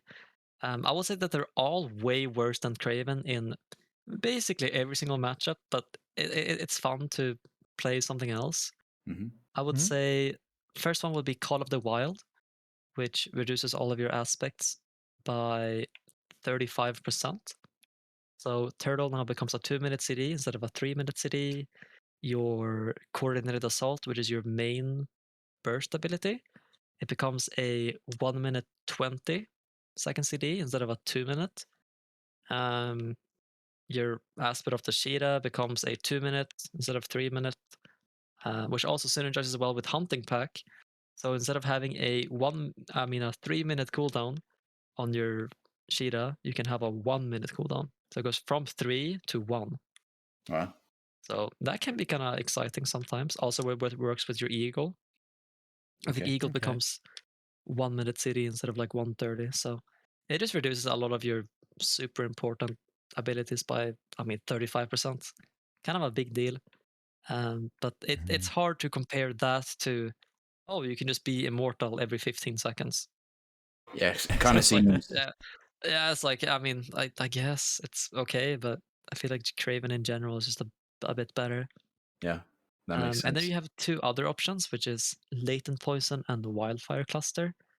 So Cluster, you get, this is like the PvE Mythic Plus one. It's like whenever you press your Wildfire bombs, it throws out 3 small little grenades that can do some damage. The issue about this one in PvE, in PvP though, is that players like to move their characters. No. No way. They do. So the clusters has like a pretty big delay, I would say. So if you're just RP walking in a straight line and I throw a bomb on you, I'm most likely gonna miss either 1 or 2 or all 3 of the clusters. So it's not very consistent. Like you might look at the damage and be like, oh yeah, I'm guaranteed to get all 3 of these little bombs off. Surely, right? And then you play it in an arena, it's like, oh, they just walk. And then and then the explosion is a bit behind them. Oh. But yeah. Then you also have Latent Poison, which, it's okay. I feel like the damage isn't really worth it though. I'd say on average it's around 4 to 6% of your overall. So it can be okay, maybe, but or do you want to be immortal every 15 seconds? Yeah. 4% damage increase or immortality. Yeah. I wonder which one I'll take. Exactly. Yeah. You made a very good case for Craven. There are options, but there is the ultimate Chad option, which you'll be going for. So that does make sense. It's true. Like it's sort of like, was it sort of the Virgin Latent Poison Hunter versus the Chad Craven stratagem? That sort of way too strong. Yeah, exactly. And then obviously another big important factor of 9.2 in general, tier set pieces. I know that I can't remember, is it for BM Hunter? It's entirely useless. But what do you go for with Survival Hunter? Is it 2-piece? You go 4-piece? You go no piece? What's the situation? Actually, fun fact. I think I have kind of like a controversial opinion about the BM Hunter 4 set, but I swear everyone is just trolling really hard. I do believe that 4 set is the best one for BM by a mile. Mainly just because you get your best in slot stats from having the 4 set. Oh. So why not run the 4 set? People are like, oh my god, but my versatility gets so low.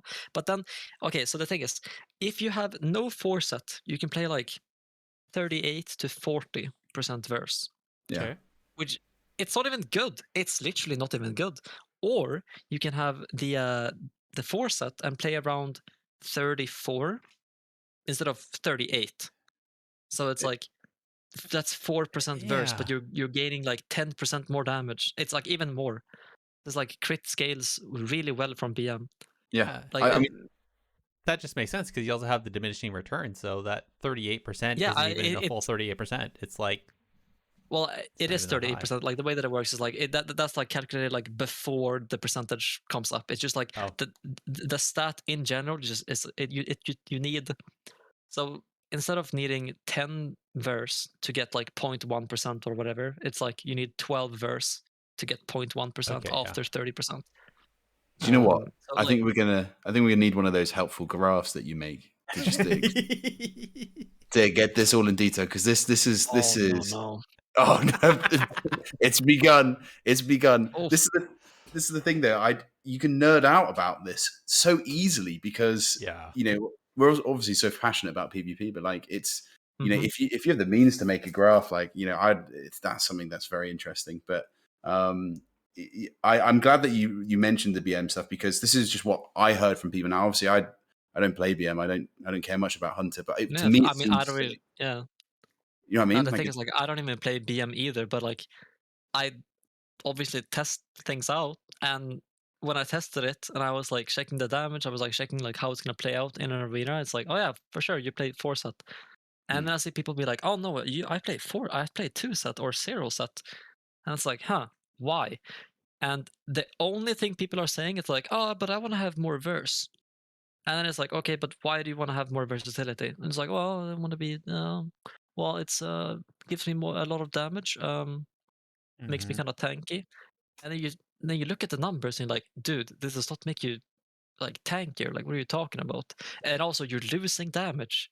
How are you gonna be out there being like, oh yeah, the 4% verse that I'm gaining is better than what is it, like, you know, the actual crit that you're gaining from the stats itself. So it's like that's like 12% crit that you're missing for the 4% verse. Plus, you're missing out on the effect of the tier set. Yeah. Which I mean, sure, the tier set maybe in PvP is like not the best, but I mean, still, I mean, that's better than nothing, because you still, I mean, I don't know. For me, it makes no sense, because why would you not have the 4 set? Because even if the BM Hunter 4 set was like a 1% damage increase, I would still recommend having the 4 set, because the stats you get from the set is just better than the PvP gear. Yeah, no, exactly. You don't want to like overvalue verse. I feel like people are stuck in the, oh, I need like 42% verse, oof, and then they wonder what they do, 0 healing. Yeah, this happened with in the AWC. I remember Resto Druids and Resto Shamans were stacking versatility, and they were doing no healing whatsoever.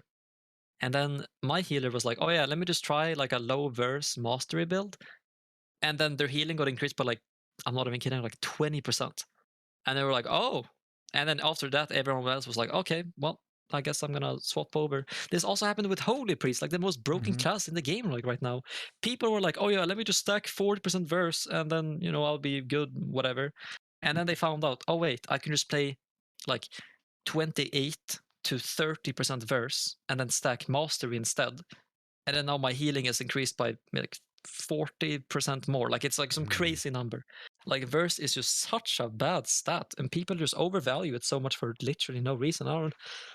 Oh, it's my biggest pet peeve of all time. Do you know what's so funny? Actually, it kind of just poops on all the people in LFG that'd be like, "Yo, what's your verse?" Do you remember that? Like, I don't know what happened. Yeah, I remember. It was a Shadowlands change. That it wasn't like that in BFA. It was good. With the 2 set from the PvP trinkets, it made it so your verse, 40% of it gets in, like the damage proportion gets increased by 40%. So it was actually good to stack it, but now it's just bad. Like, just it's not as good. I don't know, man. I think people are still stuck on it again from BFA when we had you know, we had that that trinket where when you had when you're stunned or whatever, your versatility was like 200% more, so you basically became unkillable and stuff. Conflict and strife. Yeah, that one. Yeah, I started trying to wipe it from my memory. I think we all are. Yeah. I think to kind of close on the Beast Mastery stuff, I suppose you could say it would be BM not to take the 4 set, as it were. But moving it's moving swiftly on from that one that I haven't been waiting for a long time to say. Survival 2 set 4 piece. What are your thoughts, Bicmex? 4 set for sure. It's way too powerful. Increases your damage by a lot. The thing about the 4 set is that it increases the bomb damage even if you don't get a proc. You know, it's just default. Your bomb does 30% more damage. So it's like a spell that was already doing last patch roughly like 1/4 of your damage. The 4 set is just like, yo, let me just by default increases this damage by 30%. I was like, oh, okay. Yeah, why not? And then with the 2 set, whenever kill command resets, so there's a 25% chance that it resets. So you just do 0.25 times 0.40. So then there's a 10% chance every single time you press kill command to get a bomb proc. So it just makes it so your next bomb does not trigger a cooldown, and also it does 80% more damage. Whoa. Yeah. Yeah. Whoa. So by just doing your regular DPS rotation, you just have a chance to like sometimes, just do more damage. Yeah. But the best part about this in PvP is that the issue before is that you were kind of punished for not being in melee range, since spamming kill command at range doesn't really accomplish that much back in the days, since you want to be in melee range to use all of your focus. But nowadays, it's like, even if you'd never have the opportunity to be melee range, it doesn't really matter, because you can just spam kill command at ranged and fish some bomb procs, and then when you eventually get a bomb proc, you could just throw them out. So your range DPS is almost the same as like a BM hunter, almost, depending on how lucky you get with procs. So there's so many ways you can play survival hunter right now, and it's really hard to get punished for staying or it's hard to get punished by the fact that you're not in melee range because of the 4 set. So it just makes it so very hard to mess up your DPS rotation. You're kind of always going to do high damage no matter what with the 4 set. So it's for sure something that is pretty good, I would say. It looks incredible. Like, I remember people saying that the 4 set and 2 set were really cool, and you can notice this sort of thing. I mean, I even noticed 4 set change on DK, and that's only like a 10% increase. And you feel it on Windwalker with a 40% to Fist of Fury. Anything where there's a big damage modifier increase, you can really feel it on the class. So that's it. It looks fun. It looks fun. That's all I'm gonna say. And then I suppose to kind of, with all that in mind, 2s and 3s, what sort of comps are you going for? So for 2s, I would say your best pick would be with a Holy Priest. Yeah. Wow, what a big shocker. But like even back in the days, like back in BFA, it was also with the Holy Priest, or just priest in general. Resto Druid is also a pretty viable option, but I would say for sure right now it's just Holy Priest. They do Holy Priest and Hunter just have so many synergies with each other. The biggest thing that I would say is that Holy Priest is kind of bad at healing sustained healing, or like healing sustained damage. So they're really good at like burst healing. So maybe Serenity, like Guardian Serenity, just general stuff. Like they don't want to be out there spamming flash heal. Like that's not really the Holy Priest's job. They just want to spam smite to get all of their stuff back, and then just chastise, fear, and then spam smite. Maybe throw out a Holy Fire, maybe a Serenity here and there to top their teammate. So playing with a Hunter, which is a class that, if you want to, you can avoid so much damage. It makes it so your Holy Priest can just spam Holy Fire and Smite way more, which first off is really good for their mana, but also resets all of their cooldowns. So they just have the synergy in that department. And also, fear and having a stun is pretty cool as well, since hunters don't really have a fear, and their stun is on a 1-minute CD. that you usually want to use on the healer anyway. So having your priest stun the kill target for you can be kind of a game changer in a lot of matchups. Yeah, I can imagine. And then, and then rest of it, it's just kind of the same. You just sit back, relax, grab yourself a beverage, and then you kind of have the best dampening comp in the entire game. Like Rest of Druids is basically the only healer that can have enough throughput to heal damage in dampening. And then you have the Survival Hunter class, which can never die unless they want to. And then also is like one of the best, Craven is one of the best abilities in dampening because it doesn't get weaker, it gets stronger in dampening. Because in dampening, what you want to do, right, is just dot up a target and then run away, because then the damage is going to take more than the healing. But as a hunter, I can just remove everything, and then I can dot the kill target and just run away, and then you'll just win eventually, kind of. Not to mention, the druid is your own tree, so you always have shade. Yeah, of course. That's dude, you're coming out here with the jokes. God damn. Got to be done. Got to be done. Oh man, it's too easy. All right, what about in threes though? Like threes right now, I would say you kind of have two S tier comps. It's jungle and thug cleave. Okay. So jungle kind of historically always been really good. The hunter and the feral synergy, it goes way back. I think maybe Cataclysm is when it started seeing it the most. The feral has basically everything that the hunter doesn't have. They have a cyclone. Also on the fair DR, the hunter is nothing on the fair DR. They can set up a trap for you with they have 3 stuns if you count like Meld, Rake Stun, or War Stomp. And then they also have lockdown for the kill target. Plus they have off healing. So it's just they just work really well off each other, especially like even in small things where like a feral would like to play with a class that doesn't remove all of their bleeds, and hunters would also like to play with a class that doesn't remove bleeds. So they kind of have a synergy like that as well. Plus, they both have high mobility, high damage, hard to avoid their damage. A lot of small micro CCs that they have together. It's just a really good comp in general. Always has been, always will be. I feel like jungle is never going to be bad. It's just always going to be pretty good. And then I would say Thugly arguably would be like an S tier comp right now. Not only because of Outlaw, but because of Subrogue. It's just insanely good right now as well. Yeah. So I guess the only bad thing about Thug Cleave in general is that it can be hard to find rogues that would like to play Thug Cleave. Since I would say it's one of the hardest rogue comps to play. And if you're good enough at rogue to play Thug Cleave, you're already playing RMP. Yeah. Which is kind of the issue. So it's like you need to find a rogue that is good enough to be able to play Thug, but is dumb enough to not play RMP. Yeah, so it's a very like tight, small percentage of rogues. Definitely. They do exist.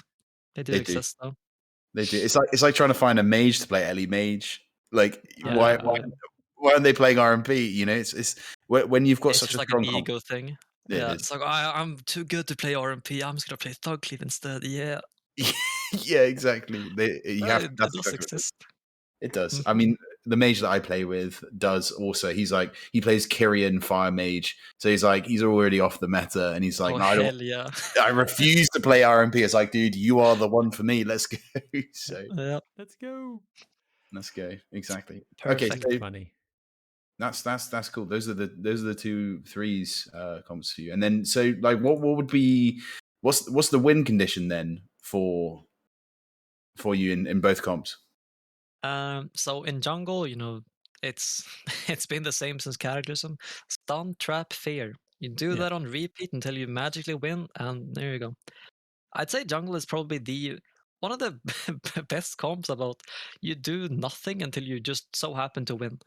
It's just like you just do damage, and then sometimes your stun, trap, fear does nothing, and then sometimes that it wins you the game. I mean, it's a little bit more complicated than that, but like I would say, just in general, it's just you have your script, you do your script until you win, and there you go. If you can't stun trap fair, sometimes you can maybe stun trap into nothing. Maybe you could even do like a stun silence into fair trap off.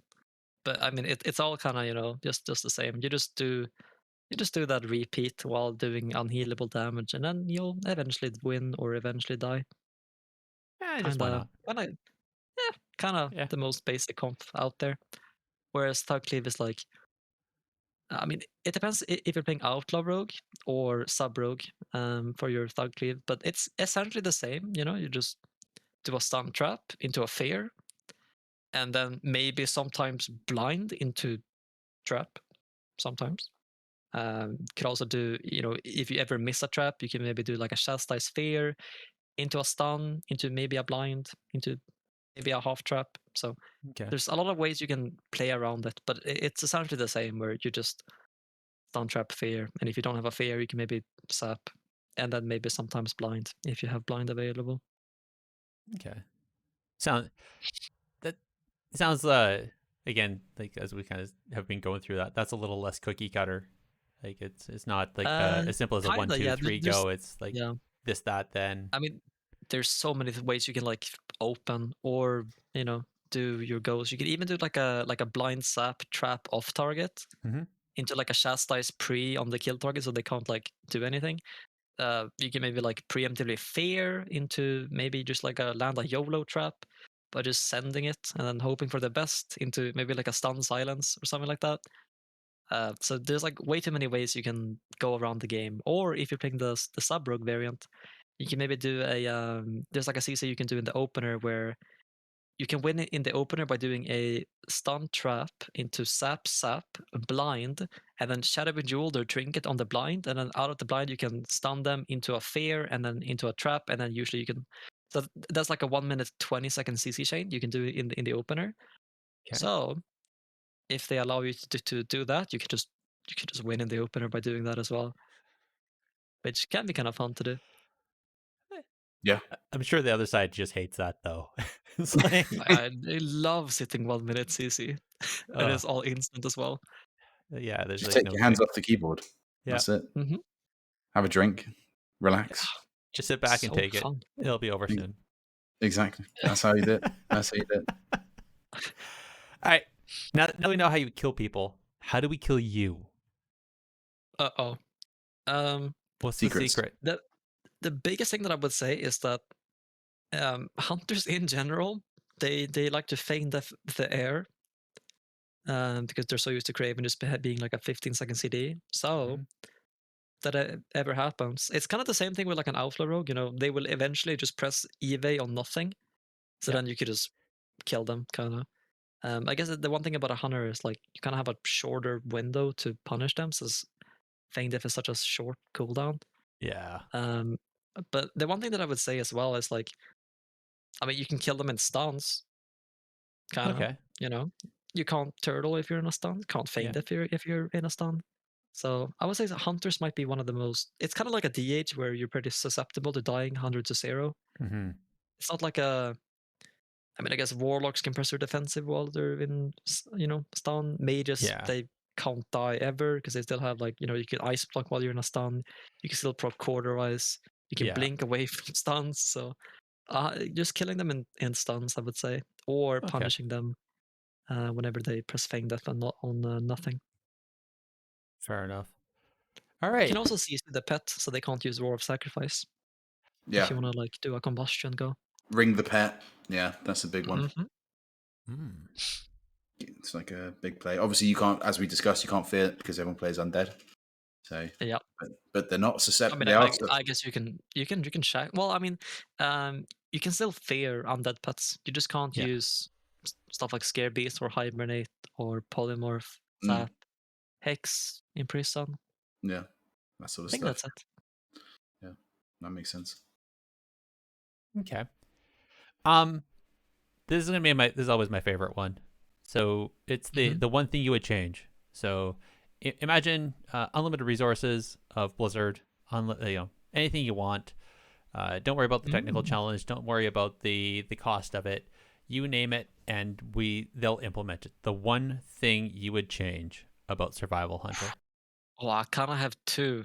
You can only do one.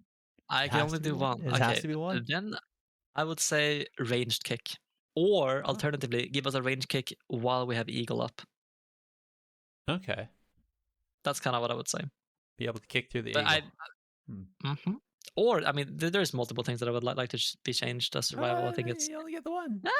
yeah. Then I would say the kick. I would say range kick. Range kick. All right. Okay. Yeah.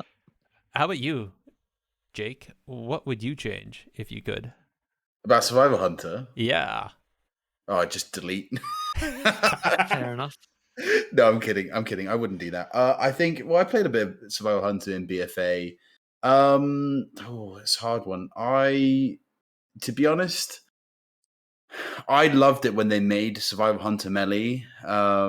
So I guess maybe I suppose a bit more hybridization in the sense that I like the idea of them kind of like going in, going out, that kind of guerrilla tactics of play style. I know that Bicmex said that it's mostly range now, apart from like Raptor, as you said. It would be cool if there was a bit more of the melee side, so that you could kind of like go in, go out, do your own thing, and like there were equal weight was on your melee and on your sort of range. That would be kind of cool. I think that would be an interesting play style for sure. Like I always think the coolest thing about Survival Hunter was the idea that it was sort of like a melee ranged DPS, like in the sense that it did both, and I always thought that was cool. So that'd be my change. Okay.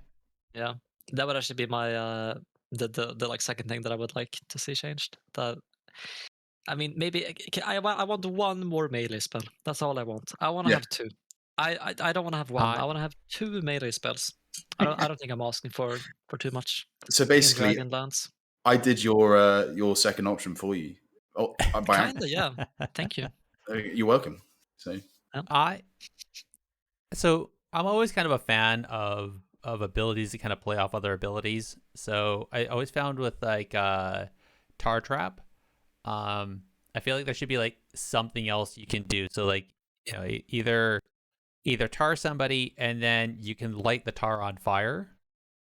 Oh, that'd be with cool. a legendary. I mean that is a legendary. Oh, is it? Oh, okay. Oops. Yeah, you can talk into a flare.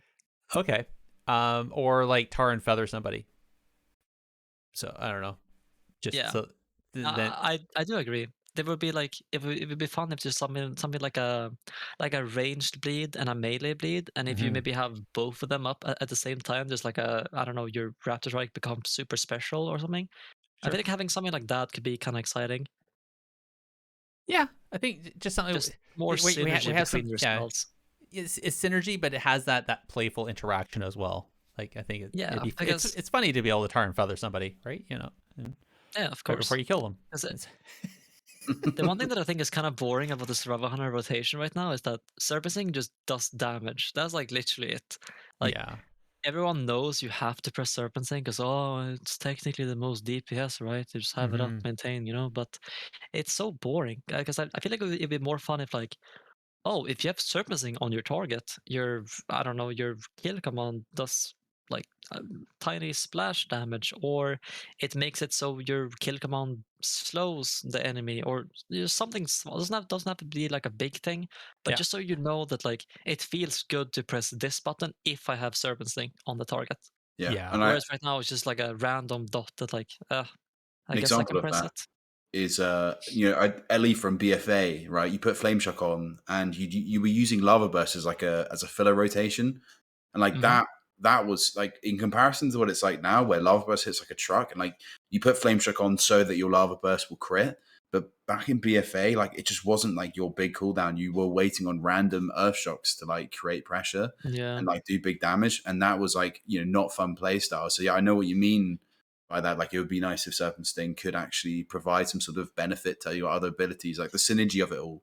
Because I always say, like, I feel like Elemental Shaman in this expansion is designed really well. Like it's very fun to play because everything interacts with it, and that I think is part and parcel of good class design. Like same, I guess, with Outlaw, in the way that the legendary makes it work, that everything sort of seems to interact with one another. Therefore, it's fun to play.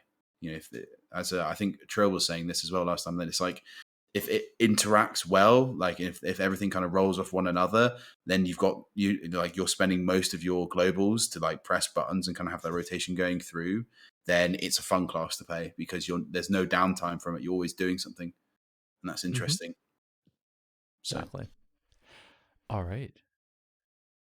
I guess that's it.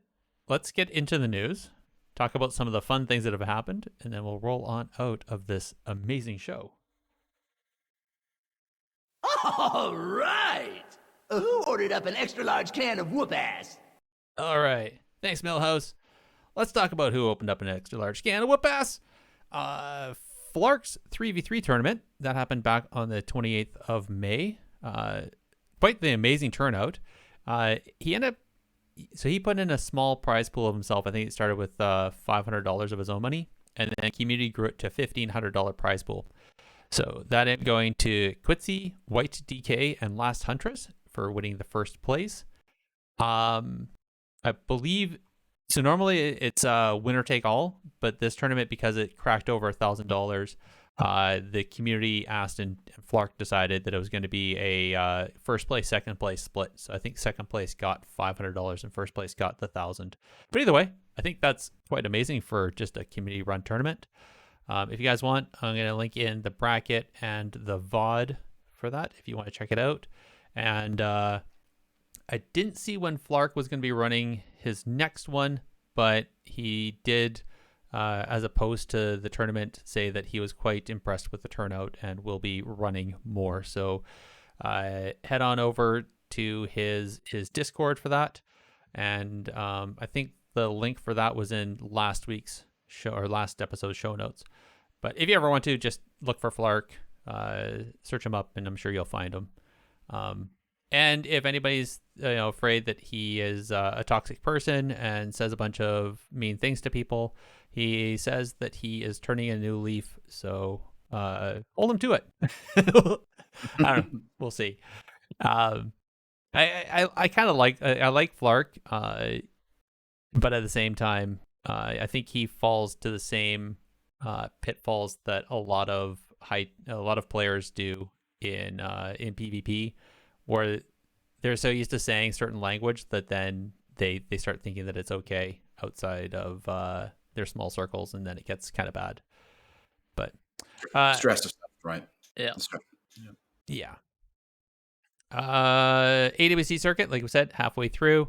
So links to the Liquipedia net brackets in the show notes. As we've said, almost every single episode or every single match has been RMP. I think the only ones that weren't were I think was My Way with their Jungle Cleave, and I think there was there's the double Outlaw Rogue that we saw with Team Liquid, and what was it, the Ellie Shaman variant that we talked about earlier. But I think that's about it. So be it. But if you want to go check that out, and keep watching AWC over on the YouTube. Subscribe to them if you want to get the alerts of when they're going live. And we'll see what happens. 925, that dropped just the other week. And there was a number of class balancing that happened. So I don't know. Do we want to run through all the class balancing, or just tell people to go read the show notes like they're supposed to? I mean, they should really read the show notes. Yeah, I feel like there wasn't too many things that got changed in 9.25 that really stirred up the meta. It was mainly just the trinket change, the fact that they kind of removed it from the game, the echoing resolve, and then like on top of that, they kind of nerfed mage and Destro, which were both uses. I feel like it was a bit overkill. Like, why nerf both of those classes and nerf the trinket that is like making them strong? It seemed a bit, I don't know, man, but overkill. I should say, so if people don't know, so the couple things, so the echoing resolve, they got rid of the interrupt immunity, so now it's just CC that you get immuned, which like I said, that totally negates anybody that's a hard caster that was using it for that immunity interruption, or so they get hard cast. And then I guess the other one, which would be the Gladiator's Distinction, which is the PvP set bonus. The stamina on that actually got increased. So it was 350. It got increased to 500, which was to just give people a bit more of a health pool, just because of the burst meta and the yo-yo that was happening with people's health pools. So one that it was a bit weirdly worded. They changed it now, but the minimum eye level for the solo shuffle, it now scales. So when they first brought solo shuffle live, it was whatever your eye level was, and then people were just getting steamrolled because they were going in with like no gear. And so they upped it to 239, which was like I think the beginning level of PvP gear, which was still like super low. You know, anybody with any gladiator gear was just steamrolling. So now they moved it up to 252, which admittedly is better. Just on a note for that, people, if you're gonna go do solo shuffle and you want to have your gear scaled up, you have to be wearing gear. Apparently some people went in naked thinking that they were going to go up to 252. Oh, it. Yeah. That's okay. But yeah, I mean, it's a valid trial, you know, give it a shot, see what happens. Yeah. I feel like somebody was probably just joking around and seeing what would happen. But yeah, you have to actually be wearing gear. And yeah, like you said, though, Bic, there really wasn't much else. I think like Recuperator Conduit and for the Rogue was reduced slightly. Outlaw Rogue, the Enduring Brawler talent was reduced slightly in stacks. Resto Shaman got some buffs, right? Yeah, I think so. I think it was something to do with their like a healing stream got buffed, and then oh man, I don't remember on the top of my head. I think it was on the healing stream got increased by 20%, and Earthen Wall Totem Absorb. Earthen as well. Yeah, they got rid of the 30% reduction. Yeah, Ellie buffed as well with Earth Shock, 10% more damage. That's do we really want to talk about that? Big. Yeah. No. I'm just saying. You know, I'm just letting people know. Yeah. No, you're right. Earthshock. Yeah, the damage was, you had a 10% reduction on it, but that got removed. But Vesperber Totem actually got reduced by 33%. So yeah, thank God. Yeah. In the toilet with that one. Yeah. Yeah. And we already talked about the Demon Armor being reduced or removed. And what was the other one? Oh yeah, Fury Warrior. Fury Warrior got a slight nerf. So Battle Trance only gives 3 rage, was 5 every 3 seconds, up to 18. And the Depths of Insanity conduit effectiveness was reduced by 50%. Apparently that was doing a little bit more than it was supposed to. So anyways, so that's it. If you ever want to go check out the show note or go check out the patch notes, it's always good to read. I guess following up on that, there's always the hot fixes, which are also vitally important. So one, the cross faction was removed for cross PvP, but actually just got turned back on today. It looks like there was still a few bugs, so I'm not sure if it's going to stay on for much longer, but that was pretty cool. The upside to that is the I won't say the devs, because I know they don't have control of it. It's up higher, somewhere in the exec level, but they listened to the community asking for if you're gonna do cross faction, give us a discount on being able to move our players to where we actually want to have them instead of wherever. And they listened. They put a discount. So if you want to faction transfer your tune, go for it. Now is the time. What else? Otherwise, I think there was just a bunch of PvE. Oh, sorry, there's a big one. The Ice Wall talent for Frost Mages. Apparently, the Ice Wall would randomly rotate when a nearby player was stealth, so you could actually kind of, I guess, see where a stealth player was. So that got removed because that's not fair gameplay, apparently. But they're playing Frost Mage, though. Damn, I didn't actually know about that one. Yeah. Neither did I, actually. I had no idea. That's because none of us play Frost Mage. So we supposed to know. Guess so.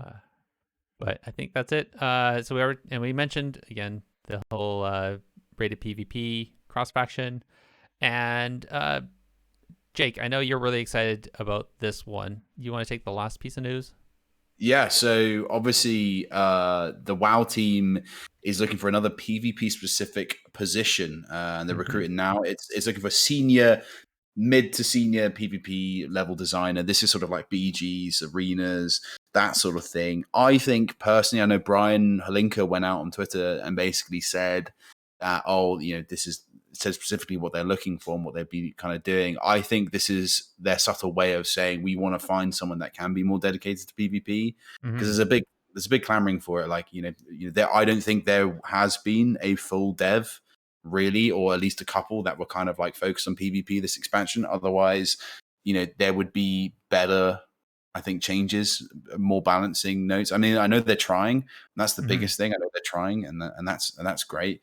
But it maybe with someone more focused on it, we'd have someone that would be more in tune with the community, kind of like how Ghostcrawler was back in the day, and how Holinka was when he had that charge. I know there are certain things that people that disagree with him for, but at the end of the day, at least we had someone, which I don't think we do now. So it would be nice to have that. So if you're looking to get involved, if you've got the qualifications, please go check out the post. I think it was by World of Warcraft, but also check out Brian Holinka on Twitter and all that lot. And obviously in the show notes, we'll have the links to that. So please do check it out if you've got the capabilities, and help us, please.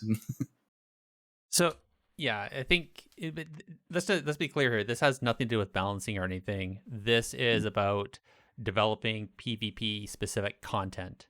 So there's the content dev designer that they already had a position and filled earlier this year. That was never about balancing. It's not about the combat systems or anything. That was strictly just developing PvP specific content. So the world quest, war mode stuff, and designing zones, designing that kind of content. And then this is the other side to it. This is another position where that person is going to be, the level designer, which is its own talent. Like I think it'd be asking too much for a designer to develop all that stuff and be able to make a solid map and be able to do the graphics and everything.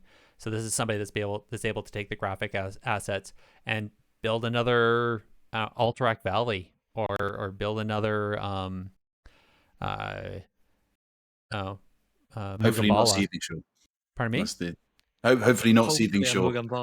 Oh no. No. I was saying hopefully not Seething Shore, but definitely not another Mugambala. No, I'm joking. It's all good stuff. But well, they could develop another Ashran. I mean, we don't know, right?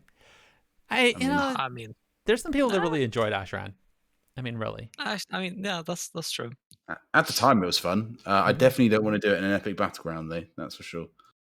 So. Yeah, fair. All right, so I think that's it for all the news stuff. This is tail end. Bick, do you have anybody you want to shout out? Shout out. Oh, that's. I mean, I would like to shout out my boy Jonathan. It's been here with me since like 2010. We've been playing together since for like 12 years. Wow, that's awesome. That's like going through. That's like going through all of school with the person.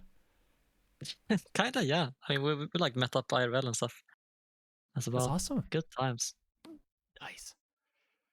All right, Jake. I am going to shout out. I'll shout out Big Moran today. Working hard, studiously, actually mostly for the hard work that he's done with the AWC highlights. They have been fantastic, and I know he's worked hard with the editor and everything, and been doing that. So that was really awesome. So big shout out to him, and obviously working hard and stuff like that. So I've really enjoyed those. So it's definitely added a new aspect to how I enjoy and absorb the kind of competitive content of WoW. Yeah, he's been doing awesome. Well, I kind of started off the show with it, but I'm going to say it again. Big shout out to you, Jake, and to Big, who is working hard for holding down the show and rocking it really, really well. You guys You guys did awesome while I had that little break, and took a complete load off my shoulders. Because this is my passion, and you guys kept it going while I wasn't here. So thank you. Of course, goes without saying. Ah, shucks. We'll hug and kiss after the show. Yeah, well, maybe hug. Okay. I see. I only kiss my wife. What can I say? Okay. Yeah. No. Of course. Yeah. Of course. Yeah. All right. Bic. Where can our listeners find you? Oh yeah, so you could just find me anywhere on YouTube, Twitter, Twitch. It's just Bicmex WoW. That's BIC Mix. And then just WoW. All right. So And- kind of got the same name everywhere. Nice. You're lucky. There's always some people where it's like 6 different variations because they couldn't get the exact name. So you're lucky you're able to get that. And just with that, I'll have those links in the show notes as well down at the bottom. Jake, where can our listeners find us?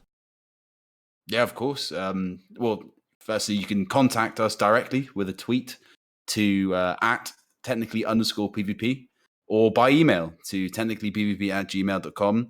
You can, of course, also join our discussions at the Warcraft Radio Discord. Also, you can visit the Warcraft Radio website to find the podcast directory with us and many other great shows at www.warcraftradio.com. This directory also has a review system, so head over there and tell everyone what you think of your favorite shows. Indeed. And as I've already said a million times, we have links for everything in the show notes. So if you ever want to check out what we talked about, it's going to be there. Thank you all for listening, and we'll chat with you next time. Good night, everybody. Good night. Peace.